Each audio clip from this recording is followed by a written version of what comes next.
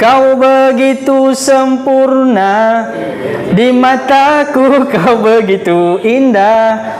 Kau membuat diriku akan selalu memujamu.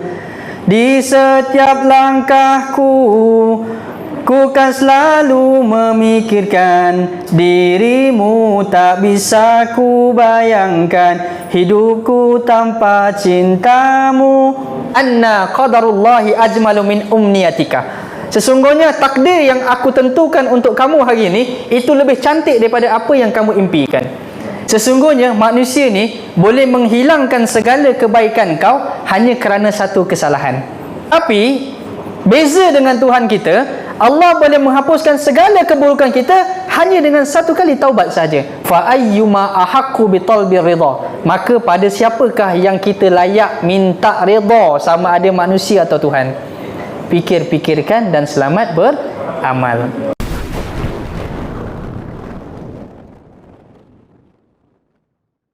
Bismillahirrahmanirrahim. Assalamualaikum warahmatullahi taala wabarakatuh.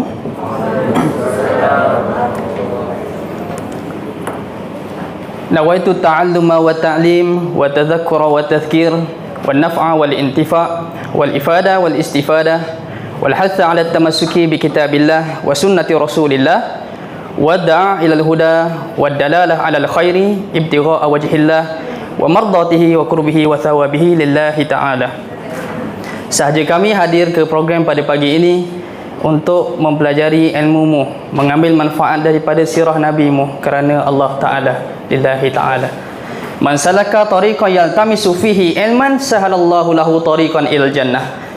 Nabi berjanji dalam hadisnya, barang siapa yang melalui, yang menempuhi satu-satu jalan ilmu untuk dapatkan ilmu, baik ilmu itu ilmu yang kita dah tahu ataupun ilmu itu ilmu yang kita belum tahu, maka Allah mudahkan jalannya ke syurga, insya-Allah. Jadi mudah-mudahan sedikit sebanyak program pagi ini memberi manfaat kepada kita yang hadir pada hari ini, insya-Allah.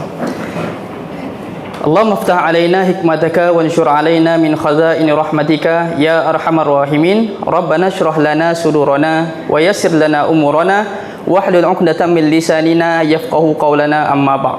Subhanaka la ilma lana illa ma 'allamtana innaka antal alimul hakim wa la haula wa la quwata illa billahil aliyil azim, amma ba'd. Pertamanya, terima kasih kepada saudari pengacara majlis yang berusaha, Puan Halijah binti Yusof, pengarah Kolej Komuniti Muar, yang dihormati Cik Amran bin Abdul Ghani selaku timbalan pengarah Kolej Komuniti Muar, barisan kaki tangan Kolej Komuniti Muar, para pelajar, hadirin hadirat yang dirahmati Allah dan disayangi sekalian. Jadi gugup tak pernah bila cakap kat depan ni jadi berdebar sebab nampak orang cantik ramai. Biasa kita dah biasa road tour untuk kuliah ni, dah biasa dah cakap dengan orang tua ke audiens ramai tu, insya-Allah dengan izin Allah tak ada masalah. Awak imam 300 orang dan sebagainya, 400. Tapi bila perempuan ni kita kalah. Harta tahta dengan wanita. Harta tahta wanita. 3 ta ni memang kita kalah. Tapi yang ta yang pertama tu duduk awal, wanita tadi. Ta. Kita kalah betul. Jadi debar kita tengok pula, kerana pengacara pula dia berpantun-pantun pula lama kan. Patut Ustazah Atikah malam tadi bagi tahu saya, Ustaz, esok pengacara majlis pun cantik orangnya. Makinlah takut kita dengar kan. Sebab kalau jadi MC ni biasa orang-orang yang, kalau setakat yang saya pergi ni orang tua, yang dah berusia kan, bacik-bacik surau majlis. Ini bila buat dalam bilik macam ni nampak grand, macam majlis perpisahan apa kan. Jadi macam suasana dia siap ada belon. Sampai saya cakap dengan Cik Amran tadi, saya kata siap nak hidupkan lampu ni, saya kata saya takut isteri saya salah anggap saya ke mana. Tengok kata kuliah. Belakang lain macam cakap. 2 hari lepas baru lepas sambut hari jadi anak. Jadi kita kata berapa kali nak sambut hari jadi anak kan. Okey, jadi minta maaf kalau agak berdebar sikit awalnya, nak kena apa? Bertenang sikit. Kalau boleh perempuan tundukkan pandangan, jangan tengok sangatlah, takutlah. Okey, insya-Allah. Jadi gurau insya-Allah. Jadi ambil mood pagi ni mudah-mudahan apa yang kita dengar pada pagi ini sedikit sebanyak mendatangkan rasa rindu dan ingat kita kepada Nabi sallallahu alaihi wasallam. Sebab apa? Nabi kata orang yang ingat aku ni aku tak pernah lupa dia. Okey. Jadi sebab itu pagi ini saya nak bawa satu kisah yang berkaitan dengan kehidupan Nabi itu sendirilah. Okey. Dengan tajuk Sabar Itu Indah. Jadi sebelum ni saya dah bawa kuliah tentang tajuk Nabi. Kenapa Nabi sebagai penghulu segala Nabi? Kenapa Nabi ni jadi ketua segala Nabi? Dalam 124,000 Nabi itu, kenapa Nabi yang jadi duduk atas sekali ranking? Tu. Barangkali kerana faktor yang pertama, mungkin kerana Nabi banyak follower. Nabi banyak follower kan, pengikut. Saya tak tahu kalau kat sini ada selebriti ke dan sebagainya, influencer kan. Okey, kos kecantikan, kos kecantikan. Tak mustahil kalau cantik di media sosial, tapi itu hanya filter semata-mata. Sebab makeup paling mahal untuk seorang perempuan hari ini adalah filter. Dia bukan Avon ke apa benda, tak ada. Yang tu tak ada. Yang itu je saya tahu. Okey. Jadi kecantikan asli itu adalah yang terbaik. Baik, sebelum mula saya nak kongsikan sikit satu lagu. Saya biasa saya buka kuliah memang dengan lagu, tutup dengan lagu tapi jangan yang request yang bukan-bukan. Saya tak terimalah lagu-lagu request yang dah siap saja sebab ada lirik. Okey. Jadi saya nak kongsikan sikit berkaitan dengan lagu, berkaitan dengan Nabi Kau Satu-Satunya. Okey. Baik. Kalau tak sedap ke apa, jangan kau menjerit pula. Diam bu. Yang itu tak Kalau tak sedap diam je. Simpan senyap-senyap, okey? Baik. Oh, siapalah diri aku ini. Belum habis dah. Sedap. Sabar. Debur gitu. Tanpamu duniaku pasti tak berseri dan hidup tak menjadi. Tangan sikit, bagilah tadi rasa sikit tak payahlah bang, ini kuliah bang. Bukan jam heboh bang. Kau bagiku satu-satunya pada mula ku meminta, ku bermanja, ku rindui, ku kasihi di hatiku, kau abadi dengan sinaran kasihmu kian terancang hidupku, tiada lagi keraguan, kau bagiku kekuatan mana jua kau berada ditemani cahaya cinta. Sudah, tarik sendiri nanti kat rumah. Okey, jadi sebut sikit mengambil manfaat daripada lagu ni. Bukan lagu ni untuk kekasih semata-mata. Mengambil rasa kita cuba membanding bezakan antara kekasih dalam lirik lagu dengan kekasih yang sepatut-patutnya kita cari dan cinta. Inilah dia Nabi SAW. Hidup tak terancang tanpa adanya panduan. Kita kena ada panduan. Panduan ni datang daripada mana? Taraktu fikum amraini lan tadillu in tamassaktum bihima. Kami tinggalkan pada kalian dua perkara yang mana kalau panduan ni kalian pegang, kalian tak akan tersesat untuk selama-lamanya. Itulah dia panduan yang kami bagi pada kalian, kitabullah dan juga sunnah Rasulullah sallallahu alaihi wasallam. Jadi sebab itu hari ni kita nak bincang bab sabar ni. Sebab Ustazah Atikah bagi saya tajuk berkenaan dengan pengurusan emosi. Pengurusan emosi. Jadi kalau pengurusan emosi ini sebenarnya berkaitan dengan dalaman kita lah. Sikap kita terhasil daripada dalaman kita. Emosi kita tu sendiri, memberontak, nangis, sedih, suka, gembira, cinta, semua perasaan manusia semuanya dirangkumkan dalam Al-Quran sebenarnya. Bila sedih, kena cari apa? Dalam Quran semua ada panduan. Kalau gembira, macam mana cara nak raikannya? Tu. Semua ada panduan dalam Quran. Fala yahzunka qauluhum inna na'lamu ma yusirruna wa ma yu'linun. Allah bagi tahu apa? Jangan sedih dengan orang-orang yang suka mengata engkau. Jangan pedulikan dengan netizen-netizen yang suka bawang kau. Jangan pedulikan orang-orang yang suka ngumpat engkau, yang suka komen kecam kau itu ini. Itu biasa. Allah dah rakamkan benda tu awal. Bab rakaman, kecaman ni, perangai orang ni Allah dah bagi tahu awal. Tapi jangan sedih. Jangan pedulikan apa yang mereka katakan. Sebab apa? Yang menilai kalian adalah aku.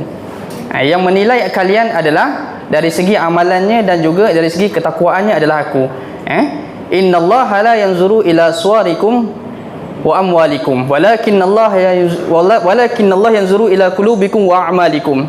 Nabi bagi tahu sungguh kami tak tengok pun kalian punya kecantikan. Kami tak tengok kalian punya banyaknya harta. Yang kami nilainya adalah pada apa? Amal kamu, pada hati kamu. Tu Tuhan nak tengok yang itu. Okey? Jadi sebab itu saya letakkan niat dulu ke awal kita punya program supaya hati kita duduk betul-betul dalam majlis. Walaupun dalam keadaan santai, tapi santai itu mudah-mudahan mengundang rahmat dan juga rindu, dan juga kita menjemput Nabi hadir dalam majlis kita juga, insya-Allah, mudah-mudahan. Sekalipun Nabi jauh berada di Nabawi sana, Madinah, Saudi Arabia, tetapi Nabi tetap mendengar segala yang kita selawatkan untuk baginda sallallahu alaihi wasallam. Baik, saya bawakan satu ayat Quran berkaitan dengan akhlak Nabi. Saya buka dulu dengan dalil Al-Quran daripada surah Al-Ahzab. Laqad kana lakum fi rasulillahi uswatun hasanah liman kana yarjullaha wal yawmil akhir wa dzakarallaha katsira. Allah sebut dalam Quran, sungguh pada diri Nabi itu banyak benda baik yang kau boleh ambil, yang kalian boleh ambil daripada sifat Nabi itu. Tapi macam mana cara jalan dia? Inilah, kena dengar melalui perkongsian. Orang kita hari ni tak rajin nak buka kitab, nak baca buku, nak kenal sirah Nabi, susah. Jadi suka dengar daripada perkongsian macam ni. Betul? Kalau buka kat YouTube tu mungkin kita akan dapat, kalau di TikTok pun kan, adalah video-video singkat tazkirah dan sebagainya kan. Jadi kita ni suka mendengar. Adalah pattern-pattern orang, ada yang jenis audio, adalah pattern-pattern macam tu. Tapi orang kita hari ni banyak suka dengar dan tengok, mata sekali, pandang. Jadi sebab itu, kalau kita tak rajin untuk hadir majlis ilmu, memadai kalau kita boleh dengar, tengok di smartphone kita, itu pun dah okey untuk hari ni punya keadaan. Sebab apa? Banyak hari ni orang tinggalkan majlis ilmu, orang tak jumpa jalan ke majlis ilmu.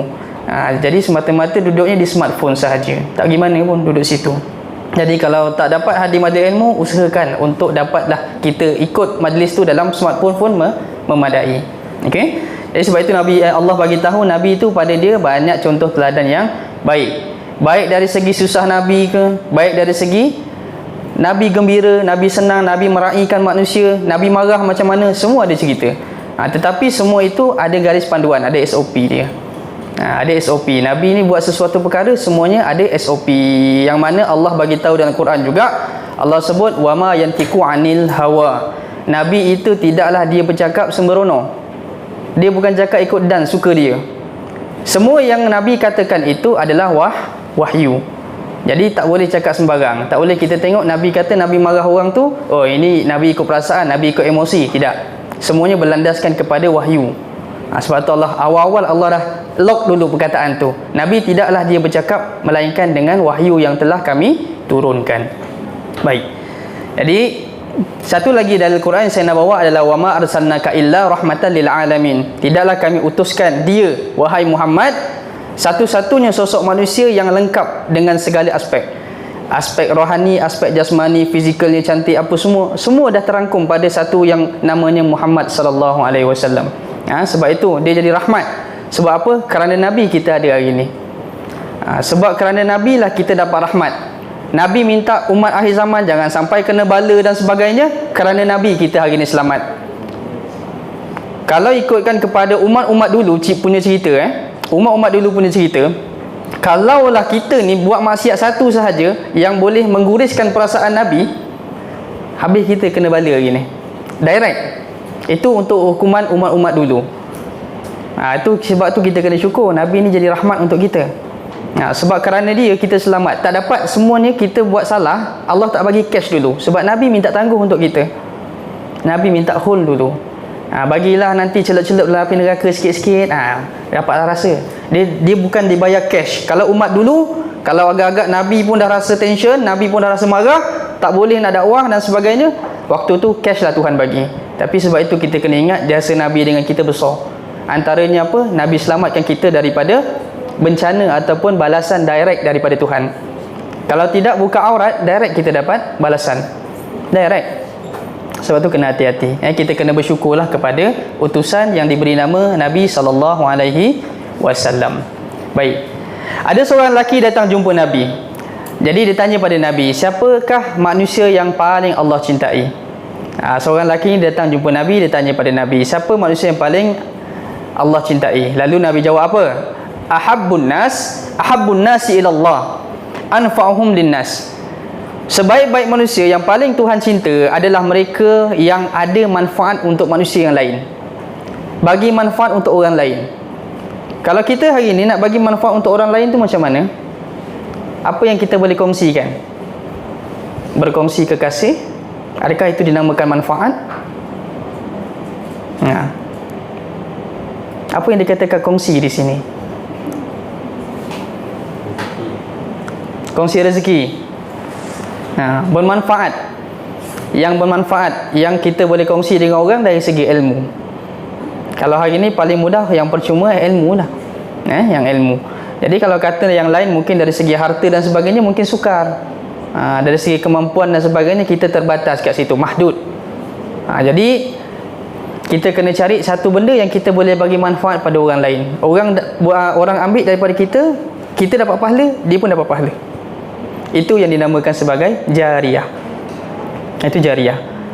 Apa maksud jariyah? Jariyah ni berjalan. Jara, perkataan Arab tu jara. Jara yajri, ijri. Jariyah. Apa maksud dia? Berjalan. Pahala yang sentiasa mengalir. Bagi orang makan, pahala ni bukan pahala jariyah. Dia stop kat situ je. Banding beza dengan kita wakaf barang, kita sediakan Al-Quran, kita bagi sejadah, kita bagi tudung, pakai tutup aurat elok sebagainya, itu jariyah. Kena cari yang bermanfaat. Okey, hari ini saya percaya yang berada di hadapan saya ni semuanya tahu apa yang boleh dikongsikan, apa manfaat yang boleh dibagi atas kemampuan masing-masing. Masing-masing kena cari yang itu, supaya kita dapat dia punya title tadi yang Allah paling sayang tadi tu. Okey, baik. Seterusnya, Nabi bagi tahu siapa yang menahan marahnya, Allah akan tutup aibnya di akhirat. Ada tak yang suka marah kat sini? Kawan comotkan muka marah. Tapi memang comot kan kat sini kan, nak solid kan? Ada tak yang kaki marah kat sini? Cuba angkat tangan. Oh, ada. Lelaki. Perempuan tak ada Ada. Okey. Dia ada dalam majlis, dia bagi tahu ada, tapi dia jaga aib kawan dia. Okeylah tu. Ada kan? Dapatlah luar perasaan tu sikit. Ada. Tak boleh mengata. Baik. Jadi marah ni, kalau kita tengok hari ni, marah ni adalah satu fenomena. Sana sini orang marah. Orang bawa kereta depan kita lambat pun kita marah.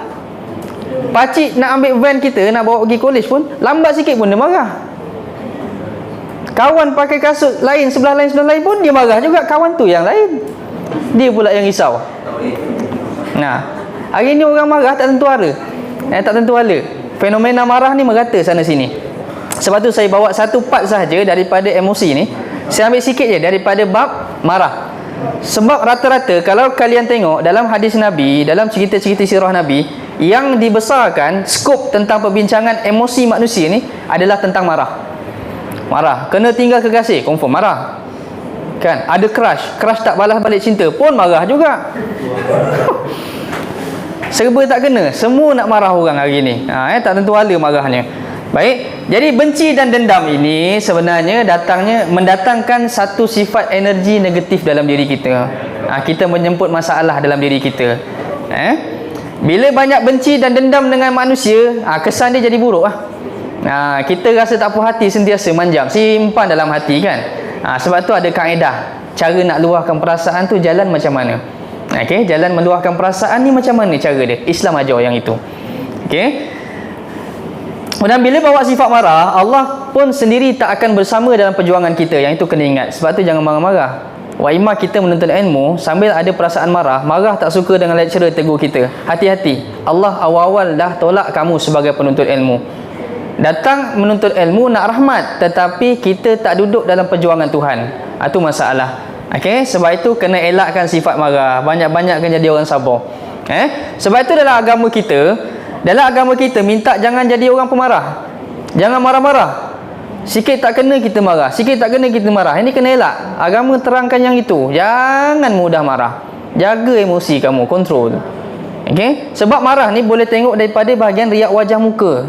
Okey? Kalau ada juga yang marah tu simpan dalam hati. Tahan je. Geram je aku dengan mamat ni cakap. Kan? Dia simpan dalam hati. Tak boleh. Yang itu tak nampak. Ini barah ni. Yang bahagian dalam ni yang penyakit. Sebab tu kalau nampak muka kalau merah, marah, itu kita tahu. Marah. Okey? Ada juga yang marah mungkin dia tahan sakit perut. Tahan. Itu pun ada juga. Tapi dari segi psikologi ni kita nak tahu marah tu bila kita sendiri ada kesilapan dalam pembicaraan. Paling besar lah, paling mudah kita nak tahu. Okey?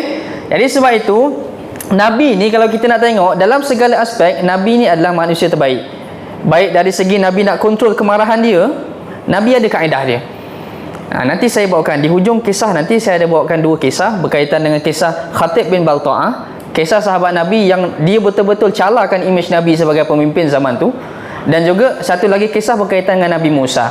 Kisah Nabi Musa ni, orang ejek Nabi Musa ni kemaluan dia cacat. Dalam banyak kitab sebut riwayat tentang Nabi Musa ni, dia punya kemaluan dia cacat tapi dia tak marah, dia santai. Cerita panjang nanti kita share di hujung kita punya kuliah nanti insya-Allah. Baik. Nabi kalau dia marah, Nabi marah dalam bab tertentu sahaja, bukan babi buta macam kita marah tak tentu arah. Nabi hanya marah dalam bab berkaitan dengan agama. Dalam bab agama Nabi marah. Kita tak buat itu, kita tinggalkan itu dengan sengaja, kita langgar perintah Tuhan dan sebagainya. Itu dia marah. Nabi tak marah dalam bab harian, dia tak marah. Beras tak cukup, ini masak tak sedap, tak ada. Sebab itu Abu Hurairah antara khadam Nabi yang lama duduk bekerja dengan Nabi, duduk dengan Nabi, tinggal dengan Nabi, dia kata tak pernah satu kali pun Nabi kata dengan aku. Tak ada. Nabi tak pernah mengarah macam tu. Punya hebat. Nabi dalam menjaga aspek kehidupan melalui teladan sendiri.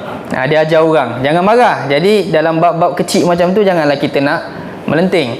Nabi ajar yang itu. Baik. Kemudian ada seorang Nabi, ada seorang sahabat mengadu pada Nabi. Masa tu Nabi outstation. Nabi pergi travel. Bila Nabi pergi travel, akan ada orang lain yang akan menggantikan posisi Nabi sebagai imam dalam solat. Jadi akan ada yang menggantikan imamnya. Jadi waktu tu nak dijadikan cerita, ketika mana Nabi keluar, berlakulah satu insiden yang mana jemaah dia rasa imam ni terlampau luar daripada kebiasaan yang Nabi buat. Dia petikaikan dalam bab bacaan Nabi. Nabi jadi imam biasa. Kalau Nabi jadi imam, Nabi baca surah yang memadai dengan kemampuan Nabi dan juga sahabat yang berada di belakang. Zaman itulah. Okey, surah paling panjang Nabi pernah baca surah As-Saffat. Dalam Quran ayatnya 182 ayat. Awak bayangkan kalau awak sembahyang zuhur ke sembahyang maghrib, imam baca satu rakaat 182 ayat. Jadi apa kaki? Macam mana berdiri? 182 ayat kakak. Al-Fatihah pun dah longgar dah. Cepat sikit lah sujud. Pun dah boring dengar. Kul huwallah. Tak boleh pendek lagi ke kul huwallah? Kul saja pun okey dah sujud. Kalau kata susah sangat. Nabi baca 182 ayat dalam satu rakaat. Sahabat boleh tahan. Itu normal. Sahabat bagi tahu dalam hadis, dia bagi tahu itu adalah bacaan normal bagi kami kalau Nabi baca panjang macam tu. Tetapi nak jadi cerita masa Nabi keluar outstation ni, ketika ini sahabat tu baca lebih daripada Nabi baca. Sahabat yang biasa menggantikan Nabi ketika Nabi keluar outstation namanya Muaz dan juga Ubay. Muaz ni antara orang pakar dalam ilmu faraid, harta pusaka. Jadi Muaz dan Ubay ni biasa gantikan. Jadi apabila berlaku sedemikian, bila sahabat tu baca lebih daripada Nabi, baca biasa, Nabi tunjukkan muka marah. Nabi tak cakap, Nabi tunjukkan muka dia marah, merah padam muka Nabi. Jadi bila mana berlaku keadaan macam tu, Nabi pun panggil semua jemaah-jemaah ahli karyah dia yang ada kat situ. Nabi kata apa? Ayuhan nas, wahai manusia, innakum munaffiruna. Sesungguhnya kamu ni dah buat orang lari daripada masjid. Kamu dah buat orang lari daripada solat jemaah bersama kita. Tu Nabi bagi amaran. Nabi marah. Tapi Nabi tak adalah maki hamun macam kita. Kan, jadi keyboard warrior ke apa tak ada zaman tu. Nabi cuma bagi tahu kamu semua ni punca orang tak nak dekat dengan masjid. Kenapa? Sebabnya kesan daripada tadilah. Baca panjang, jadi dia akan mengganggu orang lain. Yang Nabi mana? Nabi kata kat sini, Nabi sebut barangkali orang-orang yang hadir bersama kita hari ni, barangkali mereka ada zil hajat, ada keperluan yang mereka nak buat lepas tu. Ya, sebab itu mereka singgah sembahyang, lalu kejap ikut kita solat, tapi engkau baca panjang, marahlah orang. Ataupun dalam keadaan mereka ada sakit, tiba-tiba kita baca panjang, orang yang kat belakang macam mana? Sebab itu antara matlamat imam, bila kita solat, sebelum mula tengok jemaah kat belakang, pusing. Imam tengok dulu sebelum ucap as-salatu jami'ah rahimakumullah, tengok dulu belakang. Okey, tak ada yang duduk atas kursi, tak ada yang duduk bersila ke apa, tak ada yang baring ke sembahyang, tak ada. Elok. Kalau semua elok, baru kita jalan sembahyang kita. Itu panduan. Jadi imam pun kena prihatin dengan jemaah. Bukan suka-suka sembahyang, kita ikut suka kita. Kalau yang baca pendek ni memang jadi favourite lah kan. Yang ini memang pilihan dah. Baca pendek-pendek, surah pendek. Aku nak dia jadi imam hari ni. Dia kalau baca, kalau jadi imam, surahnya pendek. Aku suka yang itu. Jadi masanya singkat sembahyang.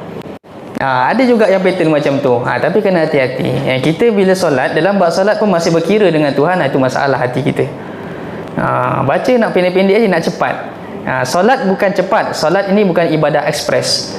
Solat ini adalah satu lokasi untuk kalian mencari ketenangan, kedamaian, kebahagiaan bersama dengan Tuhan secara personal, private, sendiri. Luahkan perasaan, bincang, kongsi rasa sayang dan sebagainya, rasa rindu dengan Tuhan.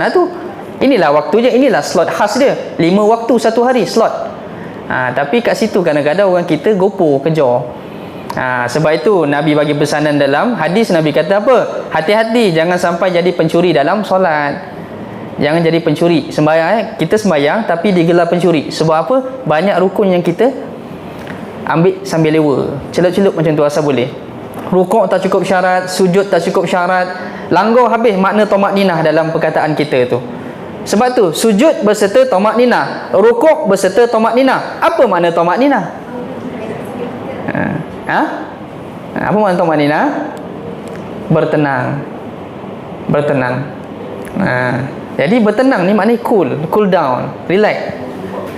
Dia tak boleh terlalu mengejar, cepat, kejap dah rukuk, bangun kejap dah sujud. Tak ada macam tu. Itu makna tamakninah, bertenang, diri kejap, ambil feel, baca doa apa-apa, Rabbighfirli wa liwalidayya, ampunkan mak ayah aku.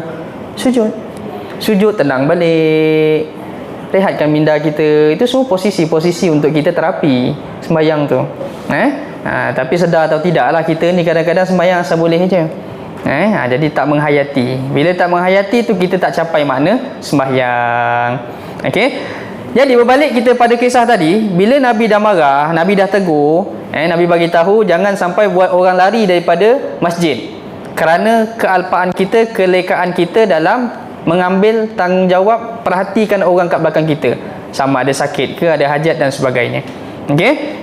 Kemudian itu satu part Nabi marah dalam situasi orang yang jadi imam ganti dia tapi lebih daripada bacaan. Ada lagi satu part yang lain, bila lagi Nabi marah. Bila lagi Nabi akan marah, kisah ni berlaku pada Jabir bin Abdullah. Jabir bin Abdullah ni sahabat Nabi dia datang rumah Nabi, kemudian dia ketuk pintu. Jabir datang rumah Nabi, dia ketuk pintu. Kemudian Nabi tanya, "Siapa?" "Ana." Ada nama Ana sini? Farhana, Ana, ada? Ana terkejut. "Ya Ana, saya." Angkat tangan. Ketuk pintu, Nabi tanya, "Siapa?" Dia jawab, "Ana." "Saya." Ini adab ni hari ni kita banyak buat ni. Ni kena hati-hati Jadi dia jawab, "Saya. Ana." Ketuk pintu, Nabi tanya lagi, "Siapa?" "Man." "Faman." "Siapa?" Masih lagi jawab, Ana lah. Orang kita suka buat teka-teki. Dia jenis suka pergi rumah orang main teka-teki dengan tuan rumah. Teka lah siapa kat luar. Ana lah. Ini kena hati-hati. Ini yang Nabi marah, Nabi tahan marah. Bab ni Nabi kena tegur kita. Sebab apa banyak orang buat kita hari ni. Kita pun kadang suka teka-teki kawan-kawan kan. Siapa kat luar pintu? Akulah. Ni Nabi marah dengan situasi sebegini. Kena hati-hati. Jangan kita buat. Bila Nabi dah kata tak buat, Nabi marah, jangan ikut. Baik. Kemudian kalau dalam bab peribadi, Nabi ni orangnya cool. Dia tak kisah pun tadi saya dah bagi tahu orang dalam bab kepribadian harian Nabi Dari segi makanan tak sedap ke, pakaian Nabi ada kotor sikit ke, apa sahaja dalam bab harian Nabi, no problem. Itu benda small matter lah. Tak ada masalah punya, kecil punya hal. Tapi kalau bab Tuhan dengan Rasul kau jangan main-main. Itu dia marah sungguh. Okay? Kalau bab agama, Nabi akan marah. Baik. Kemudian siapa yang boleh tahan marah dalam keadaan dia mampu untuk marah, dia akan diberi peluang pilih bidadari. Oh, ini yang mahal ni. Takkan tak semangat dengar kan? Kalau saya diberi pilihan untuk pilih pelajar kat sini, saya nak pilih. Kalau diberi pilihan untuk pilih, boleh salah. Orang tahan marah, Nabi offer special. Engkau tahan marah, dalam keadaan kau mampu boleh balas balik orang tu, tapi kau tenang. Ni Nabi kata kau boleh pilih mana-mana bidadari yang kau nak nanti. Simple. Bukan suruh buat apa pun, bukan keluar modal bagi duit, tidak. Simple je. Tahan emosi sendiri. Tahan emosi sahaja dapat bidadari. Tuhan Maha Pemurah. Tuhan Maha Pemurah. Sebab itu dibagi je benda-benda yang kita kadang tak nampak, tapi nilai dia wow. Kalau kita tengok dalam TikTok, paling mahal apa? TikTok pula dah. Paling mahal apa? Tengok tu, Sultan Pemurah bagi apa? Singa kan? Itu paling mahal saya tengok kan. RM1,500 ke? Orang belajar guna TikTok kan.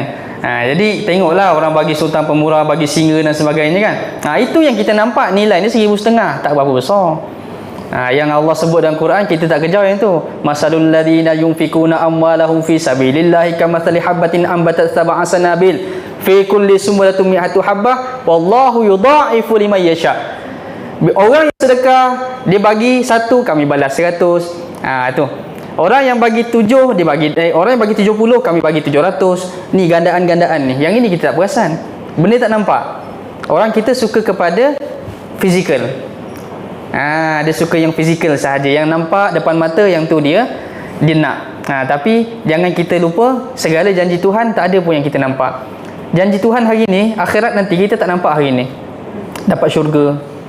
Dapat lalu titian sirat dengan pantas. Kita tak nampak yang itu hari ni. Sebab itu kena faham rukun iman itu betul-betul. Hadamkan rukun iman betul-betul. Bila kita faham rukun iman, kita percaya pada segala konsep yang ada dalam rukun iman. Baik, itu berkaitan dengan tahan marah tadi itu. Kemudian daripada Nabi sallallahu alaihi wasallam, Nabi sebut apa? Laisas sadidu bisura'ah, innamasyadidul ladzi yumliku nafsahu indal ghadab. Bukanlah orang yang kuat itu adalah mereka yang suka bergusti, suka gaduh, kuat belasah orang. Tidak. Nabi kata orang yang kuat ni adalah mereka yang boleh tahan diri mereka daripada marah. Beza tak marah dengan tahan marah sama ke tidak tu? Tahan marah dengan tak marah, dua yang berbeza ke atau sama sahaja? Kalau tahan marah macam mana? Kalau kata beza, kalau tahan marah macam mana? Ustaz Atikah lama lagi tak? Nak habis dah? Belum. Kalau tahan marah macam mana? Diam. Tahan marah dia mampu marah, tapi dia tahan. Kalau tak marah, orang buat apa dia buat tak indah, tak apalah, okey je. Ingat, orang yang apabila dia dibuat untuk marah tetapi dia tak balas kemarahan tu, ada satu kias ulama, dia kata mereka itu seolah-olah keldai. Dia orang buat marah sesuai dengan tempat untuk dia marah, tapi dia tak balas marah tu. Dia kata tak apalah, orang nak buat aku sudah, okey je. Jenis mengalah macam tu, tapi tempat tu patut dilayak marah. Orang macam ni disebut oleh para hukama, para hukama bijak pandai, dia kata orang ini seumpama keldai, ikut aja, tarik ke mana ikut ke situ. Tu. Jadi hati-hati, marah mesti sesuai dengan tempat. Jangan orang buat kita marah, kita buat tak indah sahaja. Kena juga tengok apa yang dia hina kita kat situ. Okey, kena perhati. Sebab itu seorang lelaki dalam kisah yang lain, dia datang jumpa Nabi, dia minta nasihat dengan Nabi. Nabi kata jangan marah 3 kali. Nabi, apa benda yang terbaik untuk aku buat dalam hidup aku? Nabi kata jangan marah, la taghdab. Tanya lagi, la taghdab. Tanya lagi, la taghdab. Jangan marah. Pesan Nabi ni, emosi paling besar dalam aspek manusiawi ini sendiri adalah sifat marah. Happy biasa.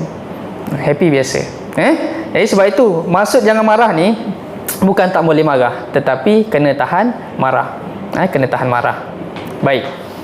Seterusnya, Kata orang putih. Tiba-tiba kata orang putih. Ada pensyarah Inggeris ke sini? Ada kan? Tapi tak masuk kan, takut salah tata bahasa, malu. Okay. Potato chip without soap is on the table. Relationship without fault is impossible. Oh, ini jadi pantun orang putih.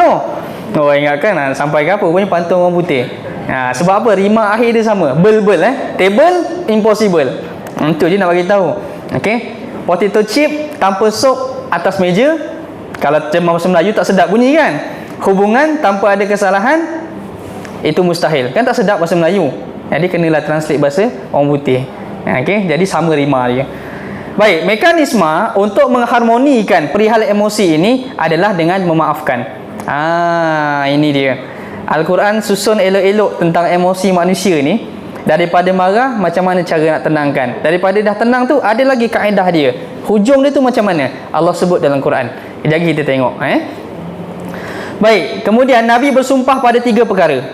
Nabi ni dia bersumpah pada 3 perkara. Yang pertama apa? Sedekah tak akan kurang harta. Ma naqasat sadaqah min mal.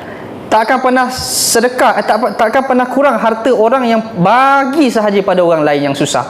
Ini Nabi jamin. Kemudian yang kedua, sesiapa yang sudi memaafkan. Sesiapa yang sudi memaafkan, maka darjatnya akan diangkat. Yang ketiga, orang yang rendah diri akan diangkat oleh Allah juga darjatnya. Ni sifat memaafkan. Asalnya tajuk saya nak bawa adalah maafkanlah.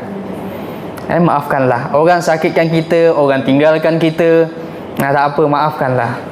Okey. Mana-mana yang kenal Arab, ada kat sini kenal orang Arab tak? Ada yang kenal couple dengan orang Arab ke apa? Facebook ke WeChat ke, shake jumpa pula orang Arab. Palestin lah apa. Power aku mana? Nigeria. Ada yang kenal orang Arab. Kalau ikut kat KK Mua ni, banyak yang muka orang Arab ni. Ni, banyak muka orang Arab. Okey. Arab ni, pattern dia, PL perangai dia ada sifat keras hati ataupun keras kepala. Dalam Quran sebut bara, keras kepala. Jadi dia susah nak memaafkan orang Arab ni. Baik. Jadi untuk lembutkan hati, kaedah Nabi bila dia tahu orang Arab punya pattern, Nabi ni kalau dia diutuskan oleh Tuhan, Allah akan hantar sesuai dengan sikap penduduk zaman tu. Sikap penduduk. Kalau contoh kita ambil yang terdekat, zaman Fir'aun. Zaman Fir'aun, umat pada zaman tu mereka suka main dengan magic. Betul? Suka main dengan tali campak jadi ular, suka bercakap-cakap dengan benda-benda makhluk-makhluk gaib dan sebagainya. Dia suka benda magic. Jadi Allah hantarkan satu utusan yang sesuai untuk bertarung dengan musuh zaman tu, iaitu Nabi Musa. Yang mana satu mukjizat Nabi Musa, apa dia? Tongkat boleh jadi ular. Kan sesuai lawan magic. Sebab itu sama dengan umat Nabi Muhammad. Datangnya umat ini dengan keras kepala perangai dia. Jadi Allah hantar dengan orang yang sifatnya lembut. Dakwah secara hal, dalam bentuk keadaan, dalam bentuk emosinya, fizikalnya, jasmania ni, Tuhan hantar sesuai dengan umat. Baik, jadi bila Nabi nak lembutkan hati orang-orang yang berada pada zaman tu, Nabi akan bawakan cerita-cerita yang ada iktibar. Ada cerita-cerita yang penuh dengan pengajaran. Jadi Nabi tanya, kamu semua tak nak jadi ke macam Abu Domdom? Pernah dengar tak nama Abu Domdom? Pernah tak? Tak pernah. Abu Domdom kita tak tahu. Yang biasa saya dengar dom-dom-dom bunyi mercun. Itu yang biasa kita dengar. Lagu Saloma tu, dam-dam-dum bunyi mercun. Ini Abu Domdom. Abu Domdom ni, ini satu sahabat yang sangat hebat, yang dia hidup sebelum lagi daripada zaman Nabi. Abu Domdom ni, apa yang menjadi kehebatan kepada sahabat nama Abu Domdom ini, tiap kali dia keluar rumah, dia akan doa dengan Tuhan. Dia kata, ya Allah, aku wakafkan diri aku ini dan juga maruah diri aku semata-mata untukmu. Tu Abu Domdom setiap hari dia buat benda ni. Sebab tu Nabi ambil satu cerita dia, biar sahabat ambil pula dia punya pengajaran dia. Aku wakafkan diri aku, tiap kali aku keluar rumah, pagi, petang, siang, malam, aku wakaf hanya semata-mata untuk engkau. Baik daripada diri aku, baik daripada maruah aku serahkan semua pada engkau. Kalau ada orang yang mencela aku, nescaya aku tak akan balas pun. Ni Abu Domdom punya sikap. Aku tak akan zalim atas apa yang orang buat pada aku. Dia tak akan balas. Okey? Aku tak akan balas apa yang orang buat jahat pada aku. Ini Abu Dhamdam punya doa setiap pagi bila dia keluar rumah. Jadi Nabi bagi tahu, tak nak ke kalian jadi orang yang macam satu sifatnya, karakternya sama macam Abu Dhamdam ni. Jenis tenang je. Dia jenis tenang. Dia tak endah pun apa orang nak buat, tapi asalkan tak mengganggu kepada batas dia. Dia tak mengganggu kepada red line lah. Garisan merah tu jangan lintas. Jadi tak ganggu emosi, tak ejek mak bapak ke dan sebagainya. Okey? Sebab itu Nabi kata ikutlah jadi Abu Dhamdam. Sifatnya itu tenang, patut dicontohi oleh sahabat. Baik. Kemudian kalau kita tengok Abu Bakar sendiri, Abu Bakar ni siapa? Kenal tak Abu Bakar? Sahabat. Okey, Abu Bakar ni sahabat. Sahabat nombor berapa kalau dalam kalangan ranking Nabi itu? Sahabat Nabi. Sahabat nombor 1. Paling rapat. Itu sebab nama dia As-Siddiq. Abu Bakar As-Siddiq kan? Abu Bakar si peneman. Si peneman. Jadi dia sentiasa mengiringi Nabi ke mana sahaja Nabi pergi. Abu Bakar kalau kita tengok dia punya karakter, dia jauh beza dengan karakter Saidina Umar. Kalau Saidina Umar, dia punya karakter kerjanya nak lebas kepala orang aja. Tu, kerjanya nak hentak kepala orang aja. Kalau dapat peluang pancung, dapat peluang pancung. Tapi Abu Bakar orangnya cool. Merangkap kepada bapa mertua Nabi sendiri ni, Abu Bakar ni. Bapa mertua Nabi kan, Aisyah anak dia. Jadi, Abu Bakar dalam satu kisah, dia sendiri pun susah nak memaafkan orang lain. Dia susah nak makan. Abu Bakar tau. Abu Bakar. Jadi Abu Bakar ni sampaikan Tuhan tegur dia dalam satu ayat Quran. Allah tegur dalam surah An-Nur ayat 22. Khusus cerita untuk Abu Bakar. Surah An-Nur ayat 22. Apa cerita tentang Abu Bakar ni? Kenapa boleh masuk Quran cerita dia? Jarang cerita-cerita biasa ni boleh masuk dalam Quran. Jarang. Melainkan cerita tu mesti ada fenomena besar. Mesti ada kesan besar kepada cerita tu. Okey? Paling mudah kita sebut cerita tentang siapa? Selain daripada kisah Abu Bakar ni, kisah yang popular cerita pasal apa? Tadi Firaun. Kemudian cerita berkaitan dengan Abu siapa? Abu Bakar. Abu Lahab. Cerita pasal Abu Lahab pun popular dalam Quran. Cubalah sesekali pelajar-pelajar KK Muar ni cuba buat kajian sikit. Siapa orang-orang yang pernah jadi Insta famous dalam Quran? Cari orang-orang yang pernah jadi Insta famous, influencer, TikToker zaman tu. Kalau ada aplikasi itulah. Tak ada, tapi nak bagi tahu yang popular zaman tu. Cuba cari. Kalau hari ni kita sibuk kejar kemasyhuran yang itu kan, cuba sesekali belajar, cari tengok apa jadi dengan orang yang kejar gilakan popular ni. Apa hasil dia? Apa dia dapat hujung dia? Belajar yang itu cari. Baik. Kenapa Abu Bakar disebut dalam Quran, dalam surah An-Nur tadi? Cerita dia berkait dengan satu kisah yang bernama Mistah. Mistah ni sepupu Abu Bakar. Mistah ibn Usasah nama dia. Mistah ni kalau ikut secara ringkas cerita dia ni funder kepada dia punya kehidupan tu sendiri adalah Abu Bakar, Sayyidina Abu Bakar. Dari segi belanja hariannya, dari segi duit beli lauknya apa semua, Abu Bakar yang tanggung dia dengan mak dia. Ni cerita tentang Usasah tadi ni yang sampai disebut dalam Quran. Baik, kemudian apa yang menyebabkan Abu Bakar marah sangat dengan Mistah tadi ni? Disebabkan si Mistah tadi ni dia buat cerita, dia fitnah Aisyah.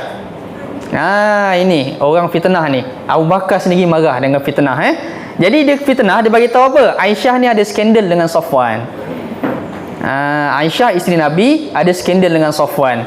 Jadi pada waktu tu, walaupun zaman tu dia belum ada lagi aplikasi, tak ada aplikasi, tapi zaman tu sudah ada pembawa-pembawa berita, cerita-cerita dah ada dah. Mistah ni dia kira siapa? Mistah ni dia kira macam tukang forward lah message. Dia tukang forward message. Kalau admin zaman tu, admin WhatsApp, admin grup WhatsApp zaman tu, zaman Nabi ni, kepala bapa munafik zaman tu adalah Abdullah bin Ubay. Ni admin grup. Dia hebah cerita-cerita buruk, dia pemula, dia bentukkan grup, lepas tu dia hebah cerita. Jadi Mistah ni kira macam netizen lah, bawa cerita share biar orang kecam. Ni Mistah punya PL. Tapi dia tak perasan, dia fitnah tu anak buah sendiri, Aisyah. Bapak dia pula bagi kau makan, engkau fitnah anak dia, apa cerita? Ni marah sungguh lah Abu Bakar. Dah lah aku tanggung kau, dasar biawak hidup, Contoh macam tu lah. Allah tegur dalam Quran. Bila Abu Bakar marah macam tu, Allah tegur direct dalam Quran. Allah kata, Abu Bakar, tak nak ke engkau, aku cinta engkau bila engkau maafkan orang lain punya kesalahan. Tu Allah tegur dalam Quran. Barulah Abu Bakar bertenang. Kalau tidak, emosi Abu Bakar jadi tak keruan disebabkan fitnah tadi. Tapi nak tenangkan hati dia pun kena ada ayat Quran yang turun hari ini. Kalau kita macam mana nak tenang jiwa kita kalau marah? Nak tunggu apa yang turun? Tunggu hujan. Jadi sebab itu kita kena tengok balik. Lepas daripada peristiwa turunnya surah An-Nur ayat 22 tadi tu, Al-Quran tenangkan hati Abu Bakar. Kemudian Abu Bakar jumpa balik dengan Mistah. Dia kata apa? Bang, ginilah bang, aku sambung baliklah allowance kau. Aku sambung baliklah kau punya tadi, kau punya allowance tu kan, aku potong tadi kejap, aku sambung baliklah. Ini cerita disebutkan dalam hadis Bukhari. Tu nampak Abu Bakar punya sifat dia yang lembut tapi marah, kemudian kena tenangkan lalu ayat Quran. Kita jumpa kaunseling, kaunselor pun hari ni tak budak tak peduli mana pun kan, dah kena nasihat, dah minta panduan untuk rasa macam mana saya tak tenang jiwa saya, tolonglah kaunselor bantu saya. Tapi sendiri pun tak jumpa kat mana punca masalah kita, tak tenang, balik-balik pada bab sembahyang kita, tak jumpa yang itu. Baik, kemudian lihat Rasulullah, banding beza kita dengan Nabi. Kita kalau banding bezakan kehidupan kita dengan Nabi, jauh sekali lah. Tapi kalau kita cuba nak banding beza dengan orang terdekat, mungkin boleh banding dengan Tok Imam. Tok Imam tempat kita, tengok, Tok Imam taklah jauh mana kan, nampak depan mata. Kadang-kadang Tok Imam ni kalau time sembahyang pun ngeteh lagi, jadi nampak depan mata benda tu. Banding beza dengan Nabi jauh sangat, kita tak lalu zaman tu. Jadi kena sentiasa buat pembandingan. Orang yang kita nampak baik depan mata, cuba banding bezakan, boleh tak aku dapat nilai yang baik macam ada pada dia tu. Yang itu untuk kita dapat kejar. Wasari'u ila maghfiratin min rabbikum.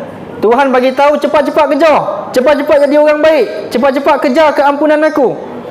Tapi yang ini kadang-kadang orang terlepas pandang. Wasari'u, ini ayat bukan ayat main-main, ini ayat perintah, fa'il amar. Cepat-cepat kejar. Sebab apa Tuhan kata cepat? Sebab engkau punya usia tak tahu sampai bila tahan, engkau punya umur tak tahu sampai bila expired. Sebab itu Tuhan kata cepat. Kalau tak kejar hari ni, bila kau nak jumpa titik ending yang happy ending untuk engkau sendiri?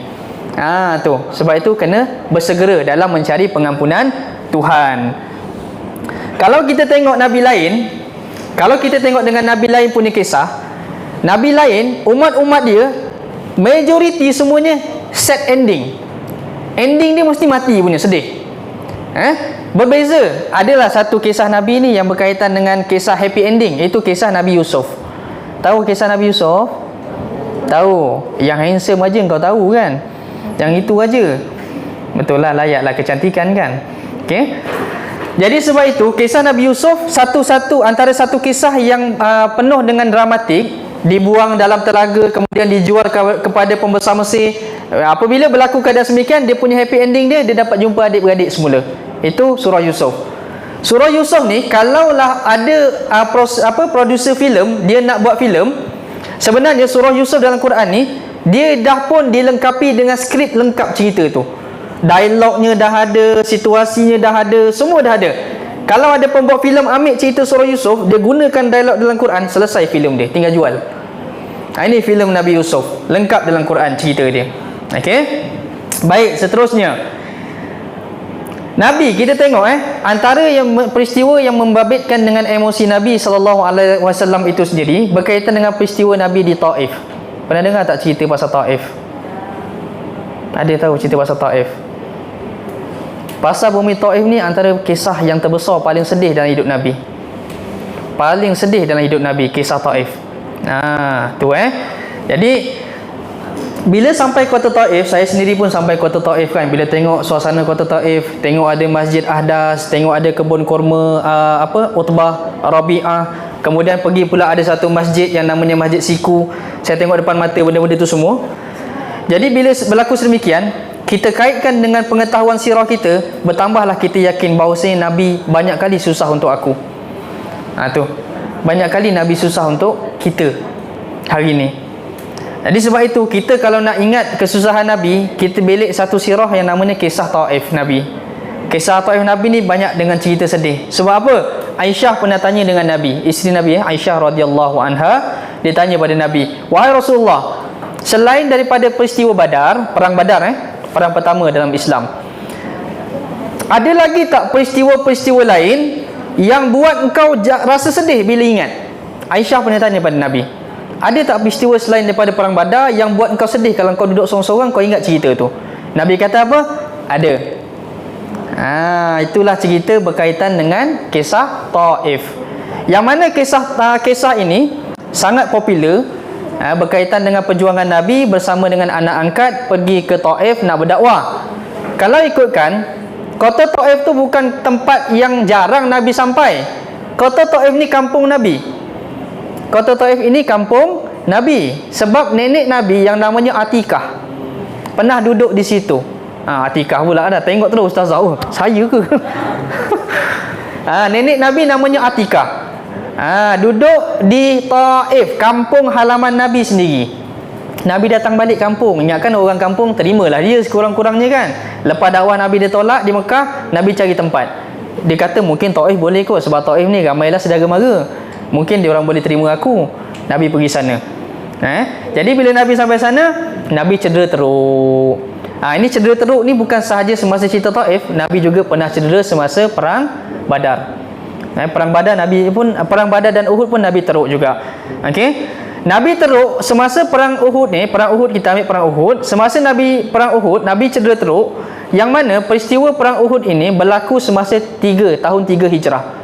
Baru sahaja Nabi berhijrah daripada Mekah ke Madinah. Dan juga untuk pengetahuan semua yang hadir pada hari ini, peristiwa perang Uhud itu berlaku pada 7 Syawal. Orang tengah sibuk buat open house kat sini.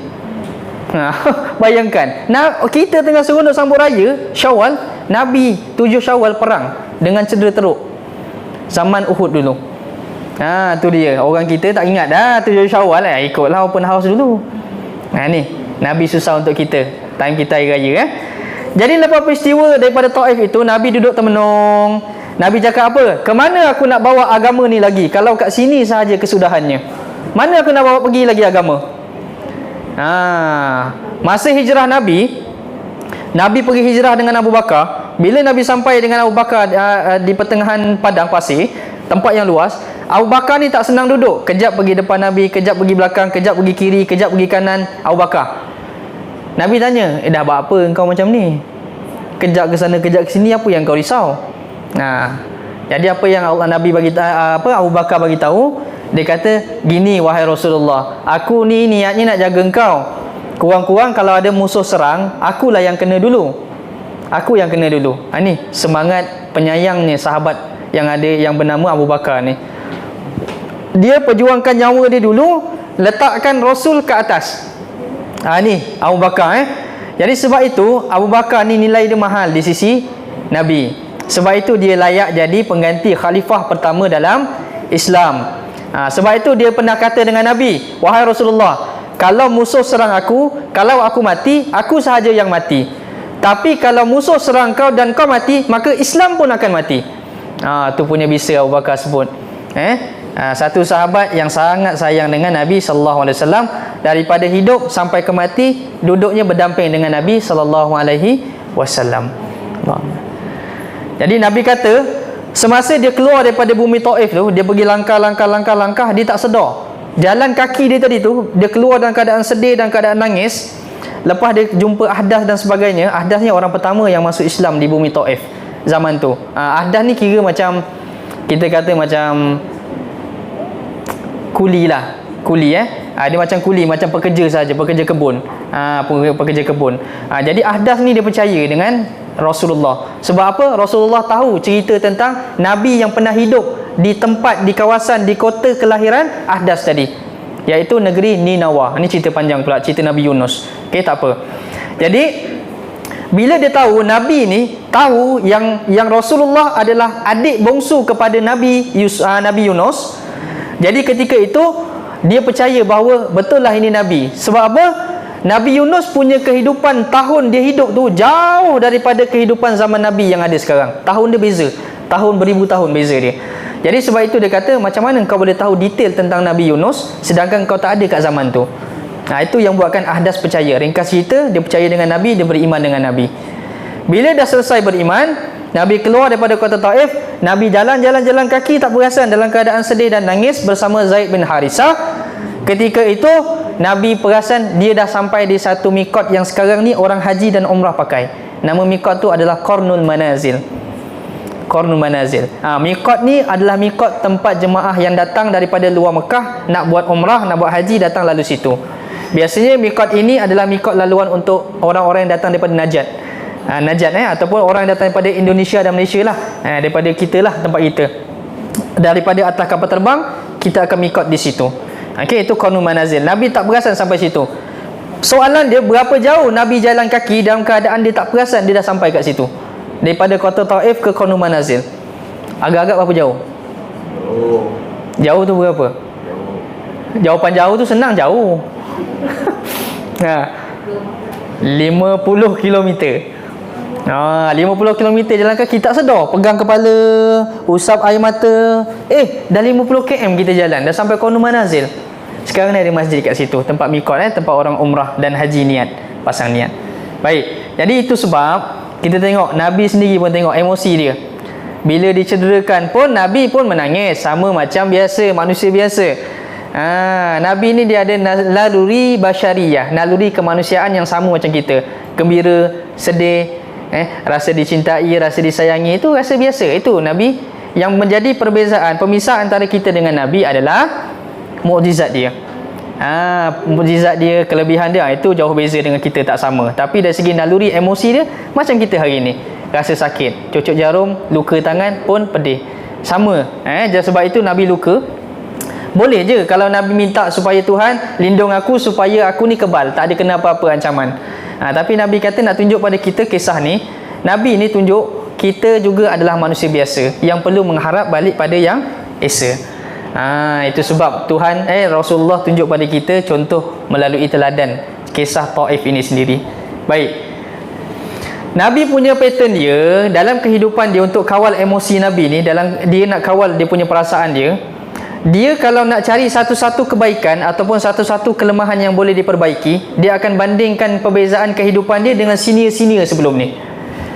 Nabi akan beza senior dia. Nabi akan tengok dulu Nabi Nuh, macam gini umat dia, tak dengar cakap, bininya pun hati keras, anak-anak pun tak nak ikut masuk Islam juga, habis hanyut. Nabi akan tengok, tapi itu anak beranak je. Kita tengok pula kisah lain. Kisah siapa pula? Tengok kisah Nabi Yunus. Kisah Nabi Yunus pergi berdakwah selama 30 tahun, hanya dapat pengikut 2 orang sahaja. 30 tahun berdakwah, 2 orang sahaja ikut. Apa perasaan? Contohlah macam imam-imam masjid kan, buat kelas takmir kan, ngajar kat masjid, yang datang 2 orang, 30 tahun 2 orang tu aja muka sama. Macam mana rasanya? Ada perasaan kan? Jadi sebab itu dia tengok balik kisah Nabi Yunus. Nabi Nuh tadi habis tenggelam umat dia. Nabi Yunus ni pula, dia pergi dakwah, dapat 2 orang, kemudian dia merajuk bawa diri, nak tenangkan diri dulu, cool down. Bila cool down, jatuh kat laut, kena telan ikan nun. Macam tu pula. Okey, tak apa, aku kena positif. Nabi ambil yang itu, banding. Okey, tak apa, mungkin aku punya ni lebih daripada sini aku yang dulu. Okey, sebab itu Nabi punya sifat pemaaf ni luar biasa. Nabi tak kisah pun orang buat dia macam mana dan sebagainya. Tiap kali Nabi susah, Nabi akan cuba ambil balik cerita-cerita senior dia tu sebagai pemangkin semangat kehidupan dia. Okey, sebab dia fikir sebelum ni Nabi-Nabi ada yang lagi susah daripada aku. Ada Nabi yang tak ada follower, ada Nabi yang tak ada pengikut. Nabi yang tak ada pengikut ni tahu tak? Kalian kenal tak siapa? Pelajar, kenal tak siapa Nabi yang tak ada follower? Safwan? Kalau rajin baca surah Yasin, kamu jumpalah cerita dia. Ada 3 orang Nabi yang tak ada follower dalam hidup dia. Ada 3 orang Nabi yang tak ada follower. Baca dalam surah Yasin. Okey, cari cerita tu. Saya tak cerita yang tu lah. Baik. Kemudian ada satu kisah berkaitan dengan sifat pemaaf Nabi yang luar biasa. Ini yang nanti saya akan kongsikan sikit lagi insya-Allah di akhir kita punya sesi nanti. Baik.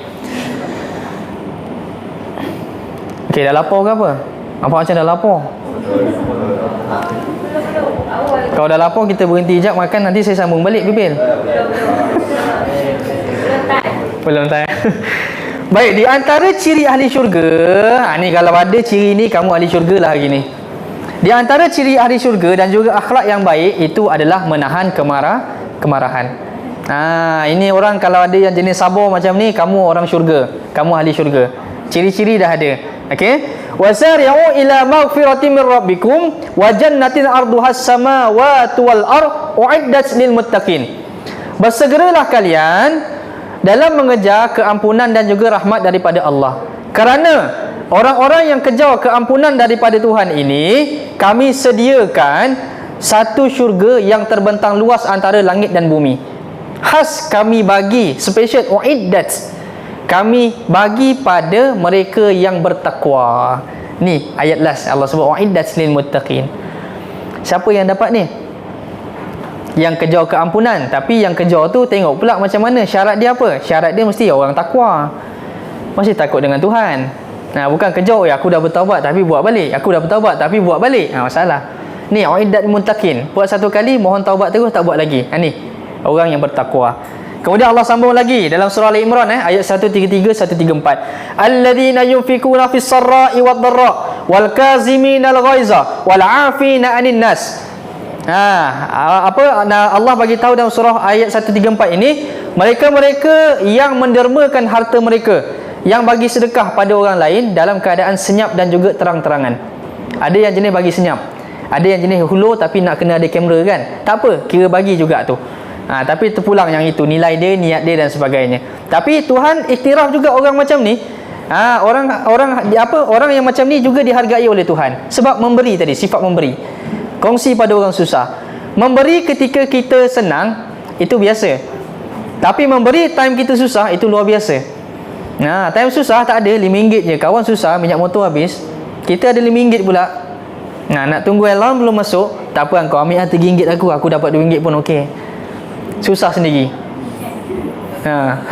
Dah mengeluh, aduh hai, punca kau minta duit dah bebel pula kan. Jadi ingat, dah memberi tu kena betulkan baliklah dia punya ikhlas ni tadi tu.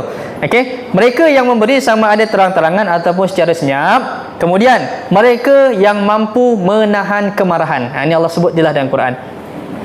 Kalau dah marah macam mana pula? Kalau dah termarah ataupun dah berlaku pun situasi marah tu, macam mana pula jalan dia? Allah sebut sambung, wal 'afina 'anil nas. Hendaklah kalian memaafkan orang tadi. Ni Quran. Susah nak buat benda ni. Susah. Orang dah buat kita marah, lepas tu kita nak maafkan orang, benda yang sangat payah kan. Jadi sebab itu Tuhan ajar, inilah antara ranking yang tertinggi. Orang yang tertinggi berada kat sisi aku. Ni dia punya ciri-ciri dia. Bukan senang nak dapat duduk dengan di sisi Tuhan ni. Okey, kena sentiasa berkongsi, kemudian kena jaga emosi, tak boleh marah-marah.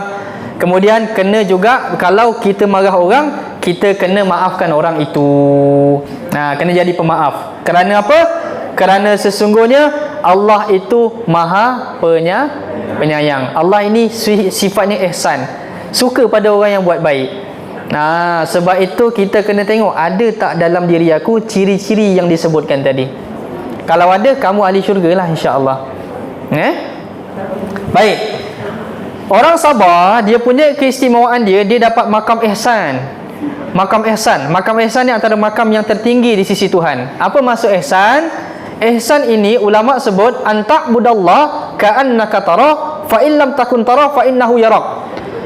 Ihsan ini adalah mereka yang buat ibadah, mereka buat ibadah itu seumpama mereka nampak Tuhan depan mata.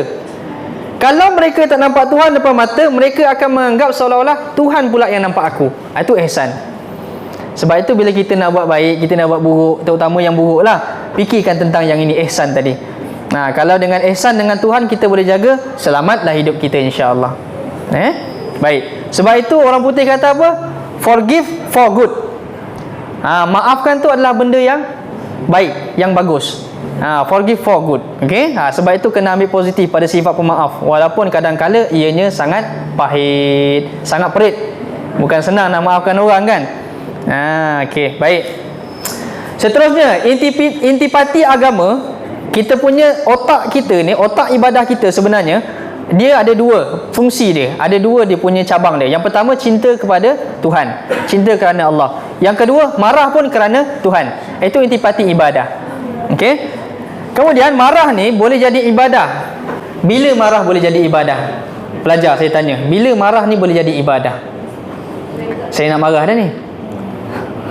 Lapor. Bila marah boleh jadi ibadah kelas? Kelas pula dah, pelajar kelas. Ada yang tahu tak bila marah boleh jadi ibadah? Tak tahu. Kerja kau marah orang aja. Jawablah pelajar lelaki. Handsome dah. Kaya dah. Bila ibadah, bila marah ni jadi ibadah kelas? Bila marah itu sesuai dengan tempat. Sesuai dengan tempat. Contohnya Tuhan dan Rasul kita dihina, tu kena marah lah tu. Marah sesuai dengan tempat. Okey. Marah kerana Allah, terpujilah sifatnya. Berbanding dengan marah kerana nafsu, itu tercela. Itu tercela. Marah babi buta tu tercela. Okey.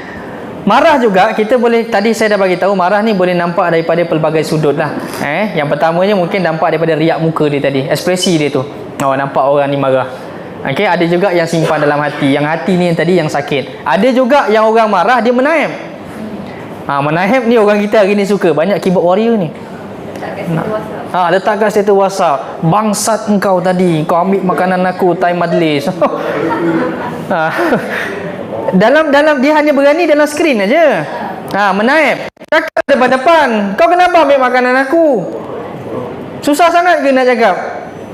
Ini nak kecam orang tapi sendiri. Yang baca sendiri, yang kecam pun dia tak nampak. Dia dah privatekan akaun dia. Tak nampak apa. Rugilah. Sebab itu marah ni macam-macam jenis. Tapi kebanyakan marah dia balik pada bodoh diri sendiri. Marah tak kena tempat. Sebab itu kena hati-hati dengan sifat marah. Sebab apa? Nabi ajar bukan setakat marah, bukan setakat tahan marah. Kita ni juga kena jadi orang yang memaafkan. Itu yang mahal ni. Memaafkan ni sifat mahal. Okey, kalau tahan marah tu biasa lagi lah, masih biasa, tapi pun dikategorikan sebagai orang yang hebat di sisi Nabi. Lagi pula kalau dia boleh memaafkan, tak marah, lepas tu memaafkan pula tu. Itu lagi hebat. Ini kita nak bagi tahu emosi besar dalam diri kita ni sifat marah. Jadi kena tekan banyak kali tentang sifat marah ni. Okey? Nabi bagi tahu akan datang seorang ahli syurga. Waktu tu Nabi tengah duduk dengan sahabat-sahabat, akan datang satu ahli syurga kejap lagi. Sahabat tanya, apa amalan dia? Apa rahsia dia? Rahsianya adalah tiap kali sebelum dia tidur malam, dia akan memaafkan semua orang yang pernah dia jumpa. Walaupun orang tu banyak kali sakiti dia ke dan sebagainya, dia akan maafkan orang tu sebelum tidur. Ini ciri-ciri ahli syurga. Senang ke susah yang nak buat yang ini? Kamu boleh tak maafkan orang-orang yang pernah lukakan kamu? Wah, cerita pasal percintaan sikit lah. Tanya perempuan lah. Perempuan, kamu pernah terluka tak? Kalau lelaki tak payah, terluka-terluka kejap aja. Ni. Tapi tak tahulah kan, ada juga lelaki yang jiwanya lembut, kena tinggal pun sedih, terus bujang sampai tua. Pun ada juga. Yang perempuan, saya tanya perempuan, kamu pernah terluka tak? Pernah. Banyak kali? Dengan lelaki yang sama? Saja nak cari tahu. Saja pasal dia. Okay? Tak apalah, simpanlah cerita kamu tu. Simpan. Kalau perlu nak luahkan perasaan, nak menaiplah nanti kat status. Okay? Apa yang ulama pesan pada kita? La tahzan wa tudzakiru dauman. Jangan rasa pernah down dengan apa yang kamu lalui. Awak down gitu? Ada juga pakcik kelapa sawit Jangan pernah down dengan apa yang kita pernah lalui. La tahzan, innallaha ma'ana. Allah pesan lama dah. Jangan sedih, don't be sad. Jangan sedih. Okay, cool lah, macho. Okay, ingatlah aku sentiasa. Allah pesan yang itu. Ingat aku sentiasa. Sesungguhnya apa? Anna qadarullahi ajmalu min umniyatika. Sesungguhnya takdir yang aku tentukan untuk kamu hari ini, itu lebih cantik daripada apa yang kamu impikan. Kena tinggal. Biasa, tak apa. Yang tinggal kita pun belum tentu cukup sembahyang dan sebagainya. Contohlah kan. Sebab cakap dengan orang kecantikan dia mesti ada kaitan dengan hubungan kan. Mestilah ada yang couple. Ada couple kat sini? Nanti nak kena ambil nama nanti ni, catat nama. Okey, jadi kena ingat takdir Tuhan tu cantik. Jangan pernah kita pertikaikan. Kenapa ni jadi pada aku? Kenapa aku ditinggalkan? Jangan fikir kenapa, itulah. Jalan sahaja, lalu sahaja. Sebab takdir Allah tu lagi cantik untuk kamu. Okey, tenang sahaja. Baik. Seterusnya. Ustaz Atikah lama lagi? Boleh lagi? Boleh lagi ya? Sikit lagi ya. Baik. Marah ini kalau ikut kepada psikologinya, marah bertempat ini boleh. Marah yang bertempat ini boleh dibolehkan. Sebab apa? Marah bertempat ni ada sebahagian keadaan dia boleh cetuskan kekuatan. Contohnya peninju. Orang bertinju, kalau dia tengah tinju dengan musuh, takkan orang nak puji dia, badan kau seksi ya. Wow, cantiknya otot kau. Tak ada macam tu. Kau ni bodoh lah, cuba kau pukul kepala dia kau. Mesti ada macam tu. Dia ada mesti unsur macam tu. Dia push orang tu supaya apa ni? Mental koyak. Bila mental koyak, inilah jadi keadaan dia. Secara psikologinya, dia akan balas balik musuh punya punch tadi tu, pukulan tadi. Ini marah bertempat. Ini jurulatih boxing lah, tinju. Okey, sebab itu kalau kita tengok juga dalam cerita P. Ramlee, bawa sikit cerita P. Ramlee. Tahu tak, awak tahu tak cerita P. Ramlee ni? Pelajar-pelajar ni tahu tak cerita P. Ramlee? Tahu. Apa yang awak tahu cerita P. Ramlee? Sebut satu tajuk. Ahmad Albab. Pendekar Bujang Lapuk. Lagi? Tiga Abdul. Yes, Tiga Abdul kita nak bawa. Okey, cerita tentang Tiga Abdul. Tiga Abdul ni kenapa? Sebab pengajaran dia banyak. Cerita Tiga Abdul ni, dia ajar tentang sifat marah. Tahan marah kan? Kau marah, nanti kena jual. Kau marah, nanti kena jual, kena lelong kan? Tengok, dia ajar. P. Ramlee ni dia bijak. Dia antara orang yang ada genius. Dia ada genius, Tuhan bagi dia. Dari sudut perfilman tu, dia boleh kritik karakter kita hari ni tanpa sedar. Kita tak tahu pun. Tu antara kebijaksanaan genius. Ada ceramah khas tentang P. Ramlee. Nantilah KK Muar panggil, saya ceritalah tentang P. Ramlee. Ada cerita dia. Tiga Abdul. Filem tentang Tiga Abdul, dia ajar si kita supaya jangan marah. Jangan mudah marah. Siapa marah kena jual. Siapa watak utama cerita tu? Tak, nama watak dia siapa? Saudagar barang purba. Siapa dia? Dia kahwinkan anak dia dengan Ismail Ulam Raja. Siapa nama dia? Sadiq Sigaraga. Kau jangan sebut Syekh Sadiq, itu menteri. Yang itu bukan. Sadiq Sigaraga. Itu saudagar barang purba. Dia nikahkan dengan itu anak dia sama dengan anak Ismail Ulam Raja. Apa dia buat? Dia buat agreement. Siapa marah kena jual. Jadi yang cerdik dia antara Tiga Abdul tadi, yang cerdik siapa? Wahib. Dia cerdik sungguh. Dia sedekah semua harta bapak dia. Bapak mertua dia jual habis semua. Dia tanya, ayah marah tak? Tak. Jual je. Kau tiru suara aku, kenapa? Okey. Ayah marah ke? Tak marah. Ajar tahan marah. Nampak filem tu? Filem pun dia sindir kita. Sebab apa? Dia nak ajar kita marah itu biar bertempat. Jangan melulu. Marah pada nyamuk, habis kelambu di bakar. Bakar ke bakar? Orang muar kan? Okey. Sebab itu kena hati-hati dengan sifat marah. Ada kajian mengatakan marah ni boleh buat cepat tua. Tengoklah muka sendiri. Kalau jenis suka marah, tengok muka sendiri, cepat tak tua. Kesannya apa? Sebab apa? Orang marah ni dia akan menggunakan 43 otot muka untuk digerakkan. Otot muka banyak pakai kalau kita marah, dan keadaan marah habis gerak semua. Itu yang berkerut sana, berkedut sini tu. Okey, sebab itu 43 otot dipakai. Berbanding dengan orang yang senyum, orang senyum ikut kepada kajian, dia hanya pakai 16 otot muka saja untuk digerakkan. Sengit, senyum, tu. Jadi bila tak banyak pakai otot, ya jimatlah kamu punya otot muka tu, tak banyak gerak kan. Kalau tidak, nak kena servis saja muka tu. Tapi tak apalah, kat sini ada spa kan. Kat sini ada spa. Kalau nampak tua sikit, urutlah kat sini. Jadi marah selama 5 minit boleh menyebabkan imun badan kita tertekan selama 6 jam. Marah 5 minit, kesan dia tekan pada badan kita ni 6 jam lama dia. Sebab tu kena hati-hati. Tak marah ni tak habis.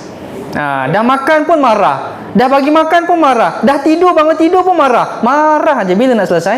Ni kesan daripada 5 minit tadi kamu marah tu. 6 jam panjang dia. Baik. Dendam dan juga simpan benda pahit boleh menyebabkan imun kita jadi lemah lah sebenarnya. Kemudian penyebab kepada stres, kolesterol dan juga serangan jantung. Stres yang berpanjangan menyebabkan kepada gangguan pencernaan. Susah berak.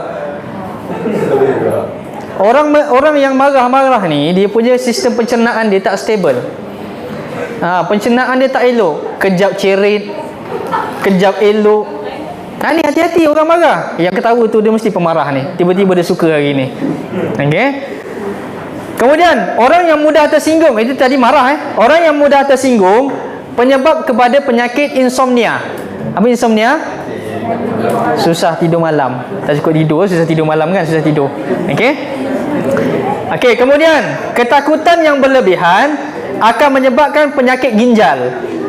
Akan menyebabkan penyakit ginjal. Maka daripada segala aspek emosi yang kita sebut tadi, carilah satu emosi yang namanya penyakit gembira. Kerana dengan hati gembira itu adalah ubat kepada penyakit emosi. Sikit lagi saya nak buat cerita, boleh? Baik. Sikit lagi saya buat cerita. Ustazah marah saya tahu kalau habis masa. Nanti balik kamu cuba cari balik gambar-gambar kamu yang lama. Cuba cari balik. Cik Amran, cuba balik cari gambar lama Cik Amran. Tengok balik muka aku. Ni 30 tahun dulu macam gini, comel muka aku. Tengok handsome, tengok muka sendiri. Tengok kalau muka tu masam, ikut kepada kajian. Ini kajian belum tentu betul, barat punya kan. Kadang-kadang Freemason, kadang-kadang agenda je kan. Kajian. Ikut kepada kajian, orang kalau muka masam, tengok gambar kamu, purata umur dia 72 tahun je. Sekarang umur berapa Cik Amran? Sudah. Selamat lagi. Purata umur orang muka masam ni 72 tahun. Banding beza dengan orang yang muka dia suka senyum dia separuh. Balik tengok gambar kamu, ada tak sikit senyum? Yang itu umur dia 75 tahun. 75 tahun. Kalau dia senyum lebar, ini umur panjang, 79 tahun. Beza 7 tahun dengan orang yang tadi muka masam. Okeylah, lama lah sikit hidupnya. Ini ikut kajian lah. Jadi sebab itu kena rajin-rajinkan senyuman. Tabassam fi wajhi ahika sadaqah. Senyum pada kawan kamu, senyum pada saudara kamu itu dikira sebagai sedekah. Sebab itu kena tengok. Sifat marah ni banyak ngundang masalah. Boleh nanti pengarah Puan Alijah pun balik tengok gambar. Nak kira-kira umur lah kan, kira umur. Baik.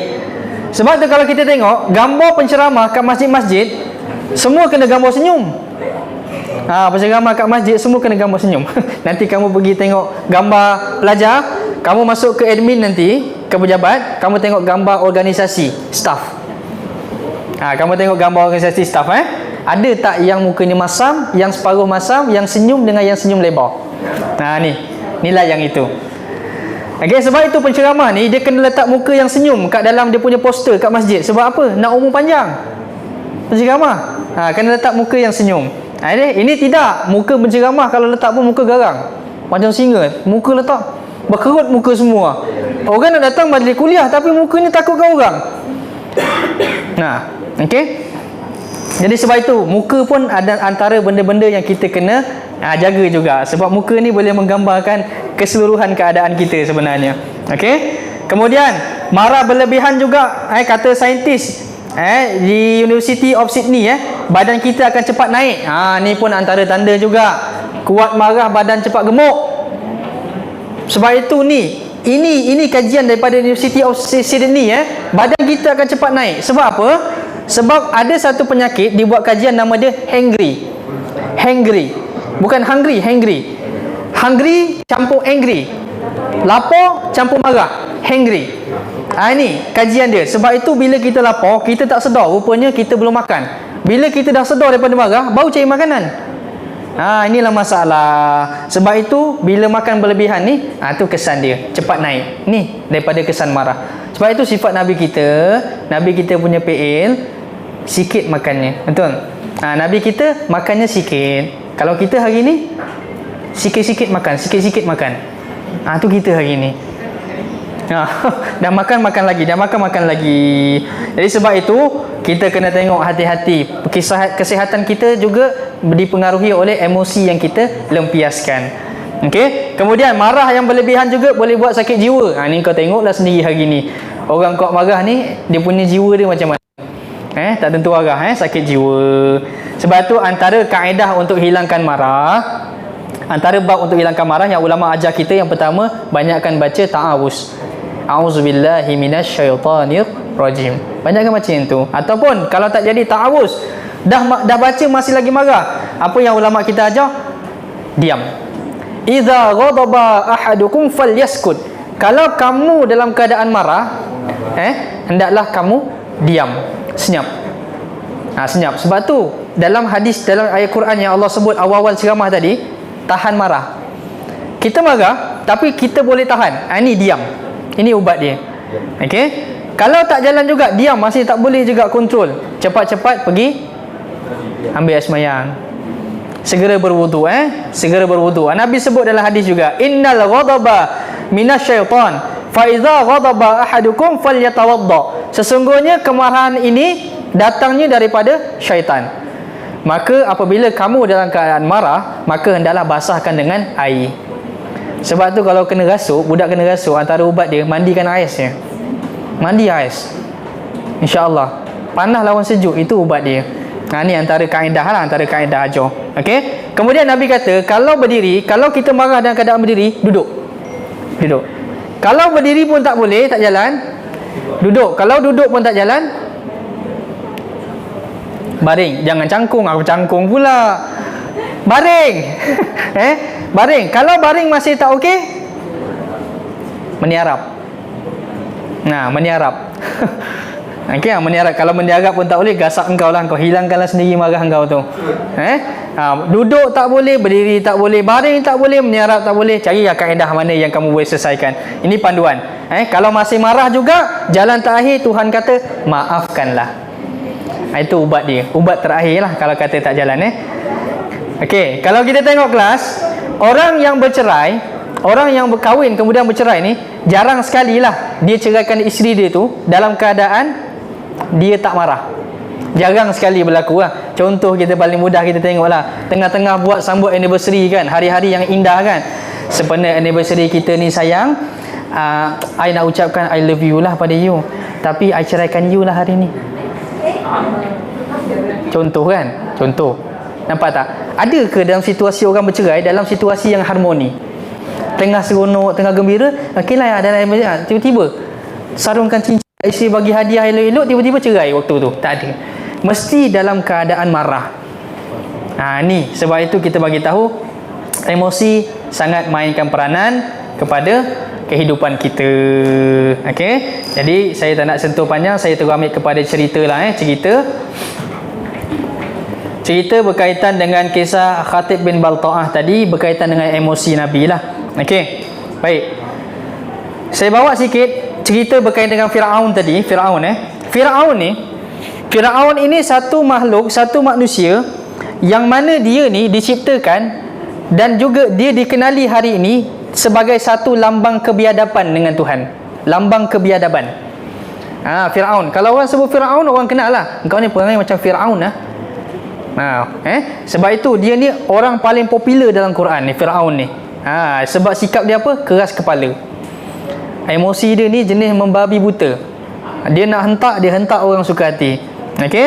Sebab itu kalau kita fikir balik, Firaun ni, kalau saya bagi tahu, Firaun ni dia bukan nama orang. Firaun ni dia gelaran.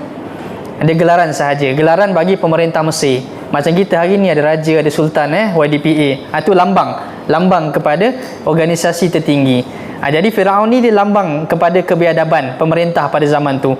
Sebab tu orang Arab ni disebut perkataan Firaun ni dengan tafa'rana. Asal perkataan tafa'rana. Tafa'rana sama dengan maksud takabbara, membesarkan diri sendiri, mengagungkan diri sendiri, mentuhankan diri sendiri. Ni tafa'rana. Sebab tu nama dia Firaun. Sebab tu nama dia Firaun. Baik. Sebab tu orang Arab ini ada satu kes bawa jemaah umrah, geng-geng pengetua pencen. Orang pengetua pencen cerdik lah. Cikgu-cikgu sekolah pencen, orang pengetua je pandai kan. Jadi mereka ni nak pergi ke mikot, nak pergi buat niat lah, nak pergi niat umrah kan.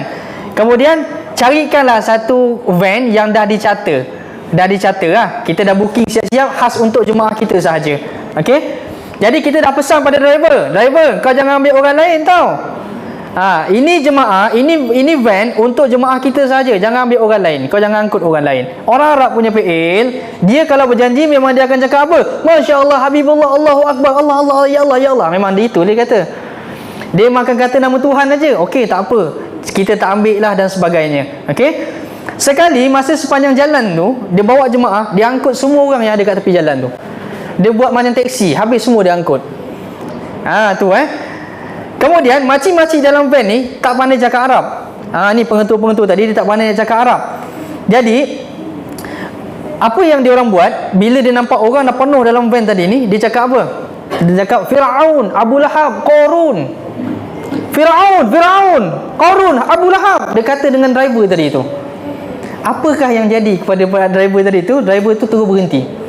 Direct dia berhenti bila dia dengar, walaupun tak pandai nak maki bahasa Arab, dia sebut nama tadi tu, dia terus berhenti. Dia terus turun semua. Ya Allah, ya Allah, ya Allah, turun. Ya Allah, turun. Apa power ni nama Firaun ni sebenarnya? Nama Firaun ni orang Arab kalau dia dengar dia takut. Sebab apa? Terlalu biadab, terlalu jahat nama tu. Sebab itu kalau dalam kolej ni ada orang gelar kita Firaun tu, kena takut lah. Itu kena takut. Kau ni Firaun sungguh perangai. Itu kena takut. Sebab apa? Firaun ni orang Arab sendiri takut dengan nama Firaun, gelaran tu. Sebab simbol kebiadaban. Baik. Kemudian antara karakter lain yang terlibat dalam peristiwa-peristiwa emosi Nabi ni, antaranya adalah peristiwa Abu Jahal dan Abu Lahab. Bapa saudara Nabi yang mana satu kalau saya tanya pada kamu? Abu Jahal ke Abu Lahab bapa saudara Nabi? Abu Jahal ke Abu Lahab? Abu Lahab. Abu Jahal ke Abu Lahab? Abu Jahal. Mana satu? Abu Jahal itu bukan, itu musuh. Itu dia ni, Abu Jahal ni dia ada kaitan dengan Sayyidina Umar. Kira sepupu sepapak dia juga, Sayyidina Umar. Abu Lahab bapa saudara Nabi, ya. Abu Lahab ni orangnya handsome. Abu Lahab orangnya flawless. Lahab tu, Abu tu maksudnya bapa, Lahab tu maksudnya menyala-nyala. Tu kulit orang Korea tu putih merah, itulah Lahab. Kalau ada orang cantik kat dalam kulit ni, kau panggil aja Abu Lahab. Kalau ada yang handsome okey, Abu Lahab. Itu maksud dia bagus. Bapa yang handsome, bapa handsomenya. Itu Abu Lahab. Flawless, kita panggil flawless. Itu Abu Lahab. Tapi sebab apa dia dimasukkan ke dalam neraka? Kerana satu sebab je, ingkar dengan akidah yang dibawa oleh Nabi. Itu je pasal. Bapa saudara sendiri. Okey. Jadi kena tahu perbezaan Abu Jahal dengan Abu Lahab ni apa beza. Jangan keliru. Okey, Abu Lahab itu bapa saudara, Abu Jahal itu musuh utama Nabi. Okey. Abu Jahal ni maksud dia apa? Asal nama Abu Jahal, nama dia Abu Hakam. Gelaran dia Abu Hakam. Bapa bijaksananya dia ni, bapa pandainya dia ni.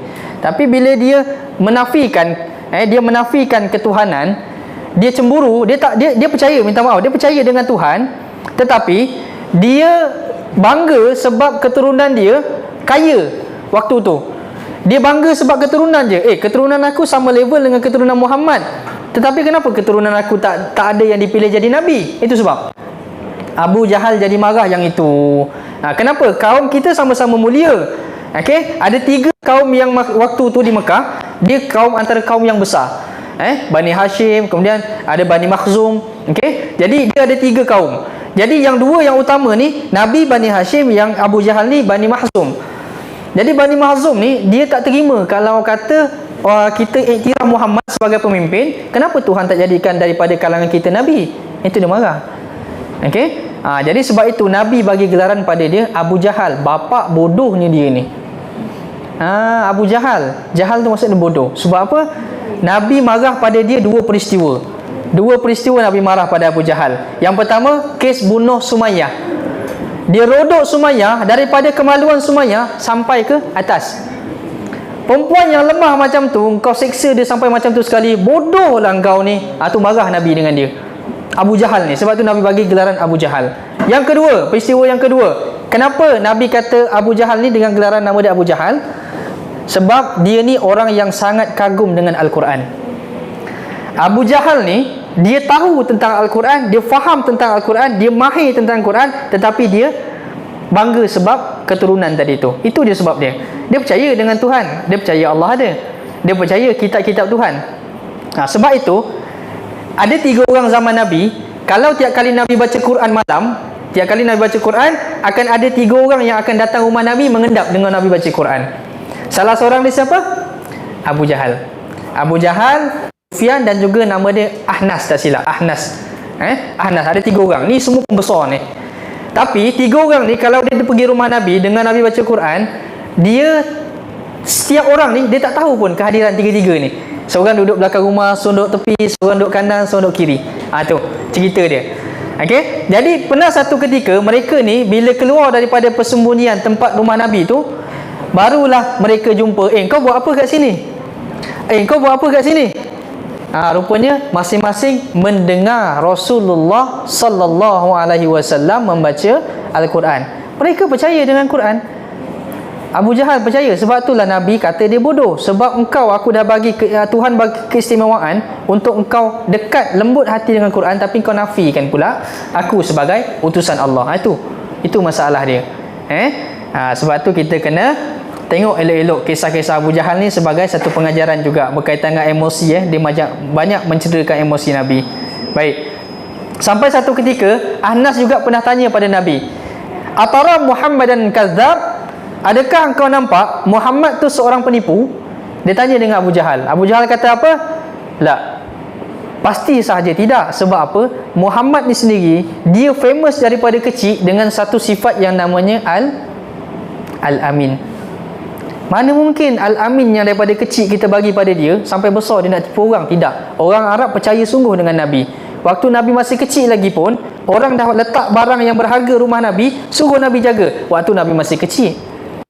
Kita hari ni, ada orang percaya dengan kita? Saya dah tak percayakan sesiapa lah, Ustaz. Kita pun tak percayakan orang dah kan? Tu dia. Okay. So, sebab itu kita kena tengok balik. Berkaitan dengan emosi ni, ceritanya banyak dalam agama kita, tetapi kita juga kena cari bagaimana cara nak lembutkan hati dan emosi kita. Kena lembutkan hati kita hari ni. Penyakit hati kebanyakan datang daripada sifat marah. Bila marah, mulalah kita mencaci, menghina, mengherdik orang lain. Bila kita dah mengherdik orang lain, pasti sahaja kita akan nampak aib orang lain, sampai kita nampak, kita lupa aib kita sendiri. Sebab itu kita hari ni nampak baik, bukan sebab kita baik, tetapi kerana Tuhan sembunyikan kejahatan kita, Tuhan sembunyikan keburukan kita. Betul ke tidak? Kita nampak baik depan manusia hari ni sebab Tuhan sayang kita, sembunyikan. Kalau Tuhan tunjuk kat kita, tiba-tiba orang yang buat dosa ni lalu sebelah dia berbau, tak kemalu dia. Sebab itu Tuhan Maha penyayang. Baik, saya tutup dengan kisah Khatib bin Balta'ah. Khatib bin Balta'ah ini adalah veteran Uhud. Dia veteran perang Uhud, perang nombor 2 dalam Islam.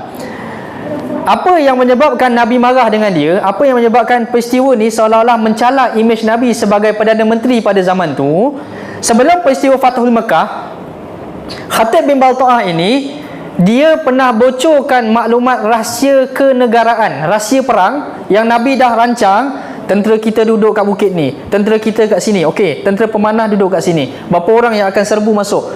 Semua detail tu telah pun dibocorkan oleh yang namanya Khatib bin Balta'ah radhiyallahu anhu. Dia bukan orang jahat, sebab itu kena sebut radhiyallahu anhu. Semoga Allah meridai dia, sebab dia sahabat Nabi. Nabi jamin Khatib bin Balta'ah ni, Nabi sebut dalam hadis, Nabi kata veteran-veteran Uhud ni, orang-orang pencin yang pernah pergi perang kat Uhud, mereka ni semua ahli syurga. Nabi jamin. Sebab itu tak boleh kata ini pengkhianat negara ni, tak boleh. Okey, jasa dia besar pada agama kita. Baik, kemudian Khatib bin Balta'ah ini, dia utuskan seorang perempuan pergi ke satu tempat yang namanya Raudatul Khah. Pergi ke satu tempat Raudatul Khah, dia postkan surat tu untuk masuk ke Mekah, bagi tahu orang Mekah yang mana Nabi daripada Madinah nak serang Mekah. Ni cerita dia. Perempuan tadi, Khatib bin Balta'ah ni dia upah orang perempuan. Nabi, macam mana Nabi tahu soalan dia? Ada orang bocorkan rahsia, ada perempuan bawa surat. Siapa bagi tahu Nabi? Siapa bagi tahu Nabi? Siapa bagi tahu Nabi yang bocor ni? Nabi punya orang kanan, bukan Nabi punya yang berada kat kanan Nabi ni bukan orang biasa. Siapa yang ada kat kanan Nabi? Jibril alaihi salam, yang tak nampak mata. Bisik Jibril datang jumpa Nabi, wahai Rasulullah, engkau punya maklumat perang telah pun dibocorkan. Siapa? Khatib bin Balta'ah. Jibril jumpa Nabi. Habis sekarang kat mana orangnya tu? Ada, dia hantar postman perempuan nak pergi masuk Mekah, nak bagi tahu dengan orang Mekah semua kamu nak perang dia. Nabi pun tak kecoh. Nabi jenis orangnya orang yang jenis cool. Okey, tak apa. Terima kasih Jibril atas kamu punya pengumuman. Nabi panggil 3 pakar dia. Nabi panggil 3 pakar kuda zaman tu. Antaranya adalah Saidina Ali, Saidina Zubair dengan Miqdad. Ini orang pakar kuda zaman tu. Nabi kata, okey, 3 orang ni saya minta kamu pakar kuda kan. Kamu pacu kuda selaju-lajunya pergi kat Raudatul Kha, kamu potong seorang perempuan yang tengah ada kat situ. Jarak perjalanan daripada kawasan Madinah nak sampai ke kawasan tu, kalau ikutkan adalah hampir setengah hari perjalanan. Setengah hari. Tetapi pakar kuda ni, walaupun waktu tu dah terlewat, mereka masih sempat potong perempuan tu sebelum perempuan tu masuk ke kota Mekah. Sebelum masuk ke pintu kota Mekah. Lalu ini orang, 3 orang ni, kalau kamu nak tahu, ni antara komander Nabi. Ini antara komander Nabi, orang-orang hebat Nabi, orang kanan Nabi. Ni antara panglima kesayangan Nabi. Jenis dia orang ni, panglima pancung tak bertanya. Jenis pancung je, ikut suka lah pancung aja. Jumpa orang. Sebab itu bahaya juga orang jenis panglima pancung tak bertanya ni. Sebab apa? Kalaulah berlaku, contoh sultan yang perintahkan, sultan perintahkan. Ada, kalau di istana ada apa? Tukar-tukar pancung kepala ni. Tuanku titahkan, okey, pancung kepala. Pancunglah orang tu. Tapi bila pancung orang tu, rupanya salah tuanku, yang itu sepatutnya. Dah pancung salah orang lain. Tak tanya. Sebab itu kena, orang jenis pancung tak bertanya ni kena hati-hati. Dia jenis tak peduli siapa pun dia, kalau kata dapat arahan kat situ sam. Habis. Okey. Sebab itu Nabi hantar 3 orang ni. Ni jenis tak banyak tanya. Untuk apa saya ke sana? Ada apa saya kena kejar dia? Berapa banyak surat saya nak kena collect balik? Ada allowance tak? Allowance minyak, minta allowance pula tu. Pergi sana. Jadi sebab itu, bila dapat potong perempuan tadi, Saidina Ali tahan dia.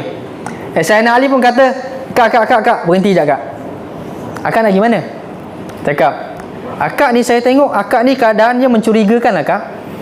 Boleh tak akak serahkan, Saidina Ali sebut apa?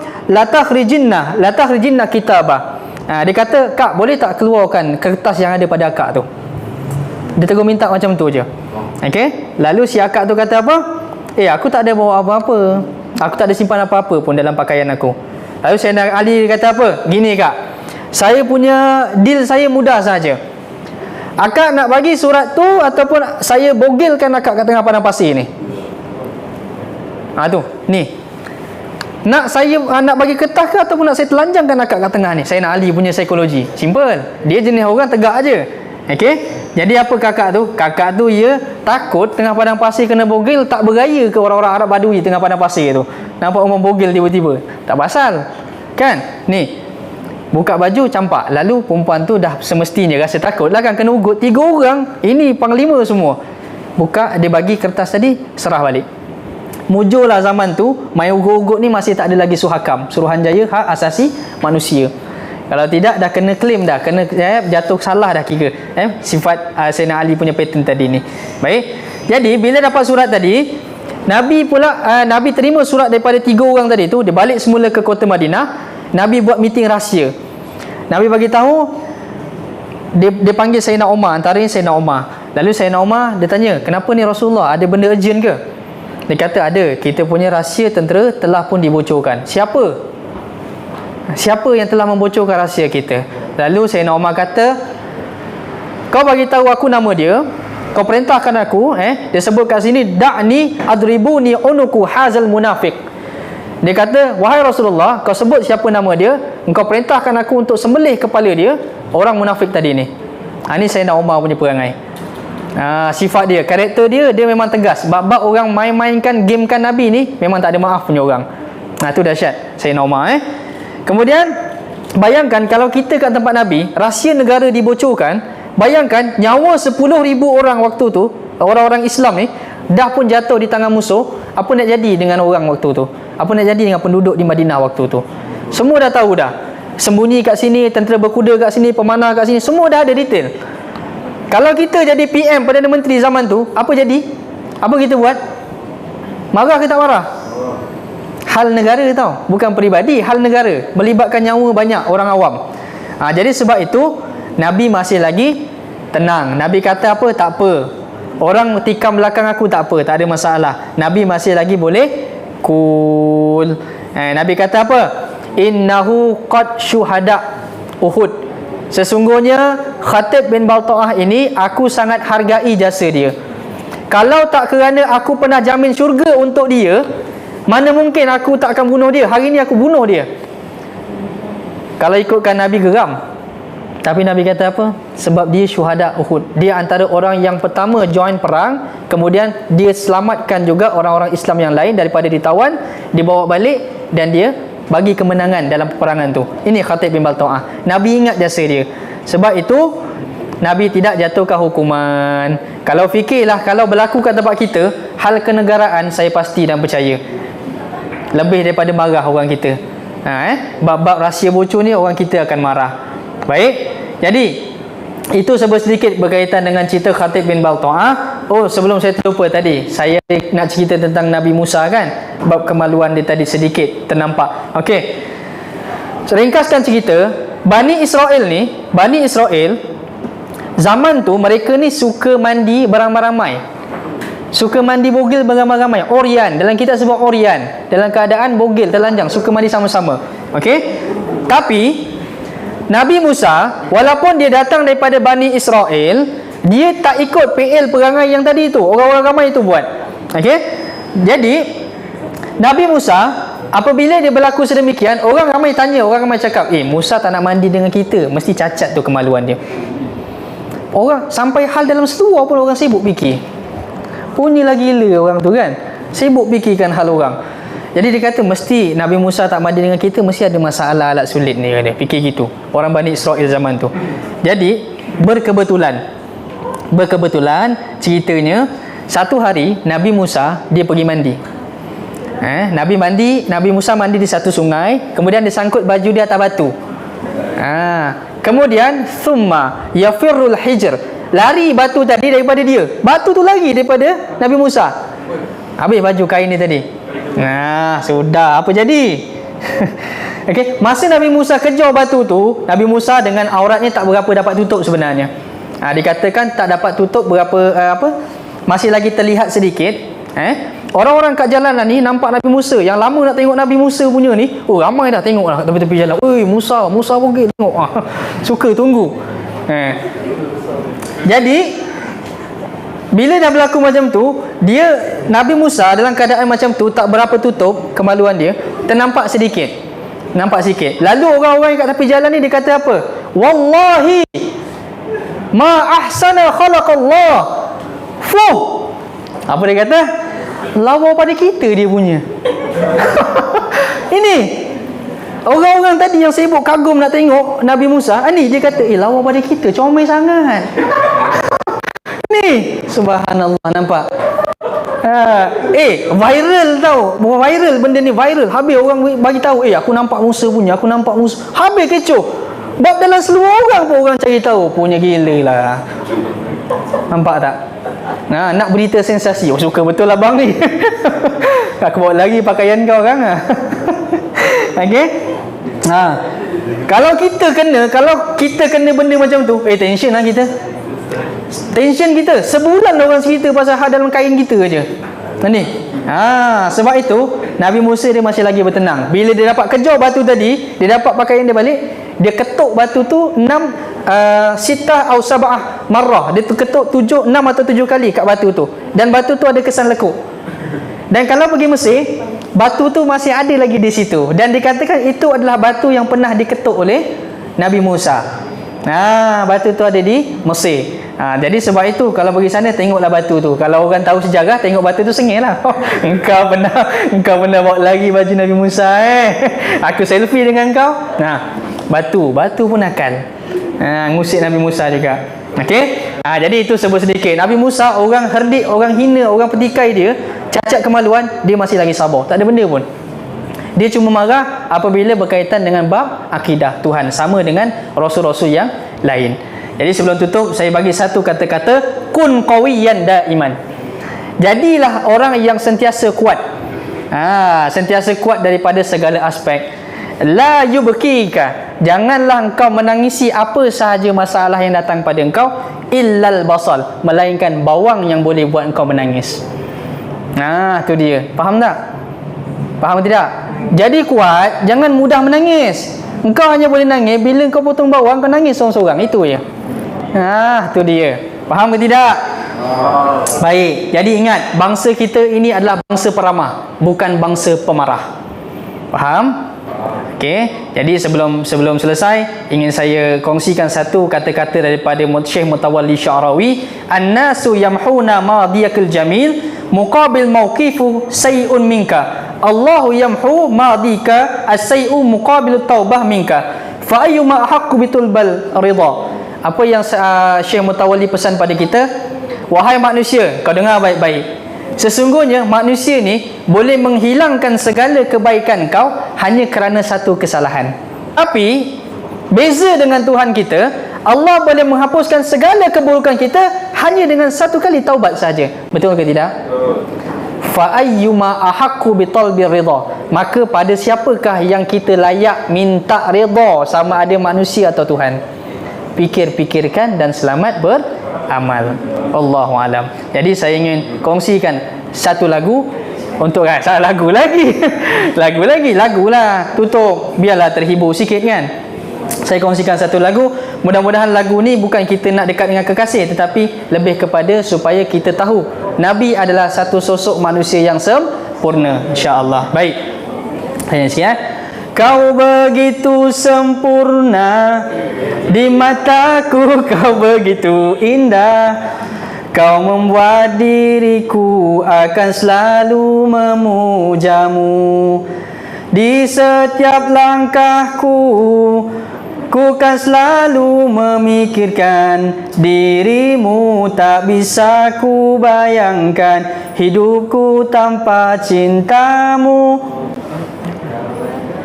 Janganlah kau tinggalkan diriku. Tahu.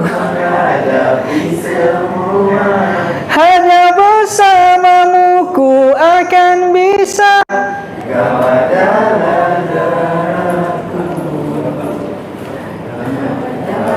Jantungku,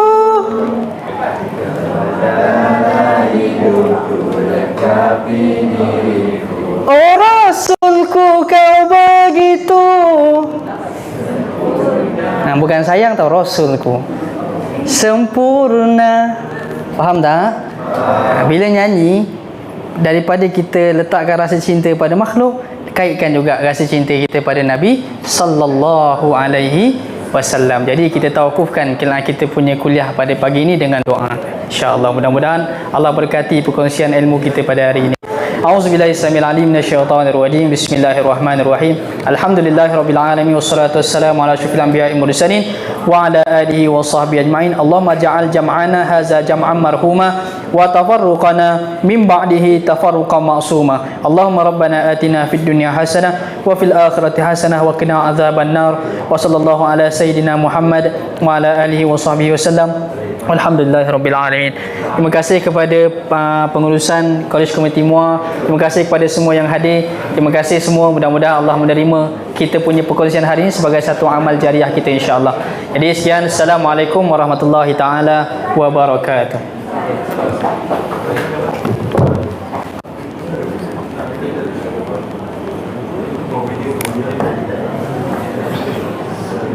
Majlis merakamkan sedang diikuti ucapan hargaan terima kasih kepada Ustaz Omar bin Anwar atas kesudian memberikan ceramah beliau sebentar tadi. Majelis dengan berbesar hati ingin menjemput pengarah Kolej Pemerintah Puan Hafizah binti Yusof untuk naik ke atas pentas bagi menyampaikan jemputan hati kepada Ustaz Muhammad Anwar. Dipersilakan.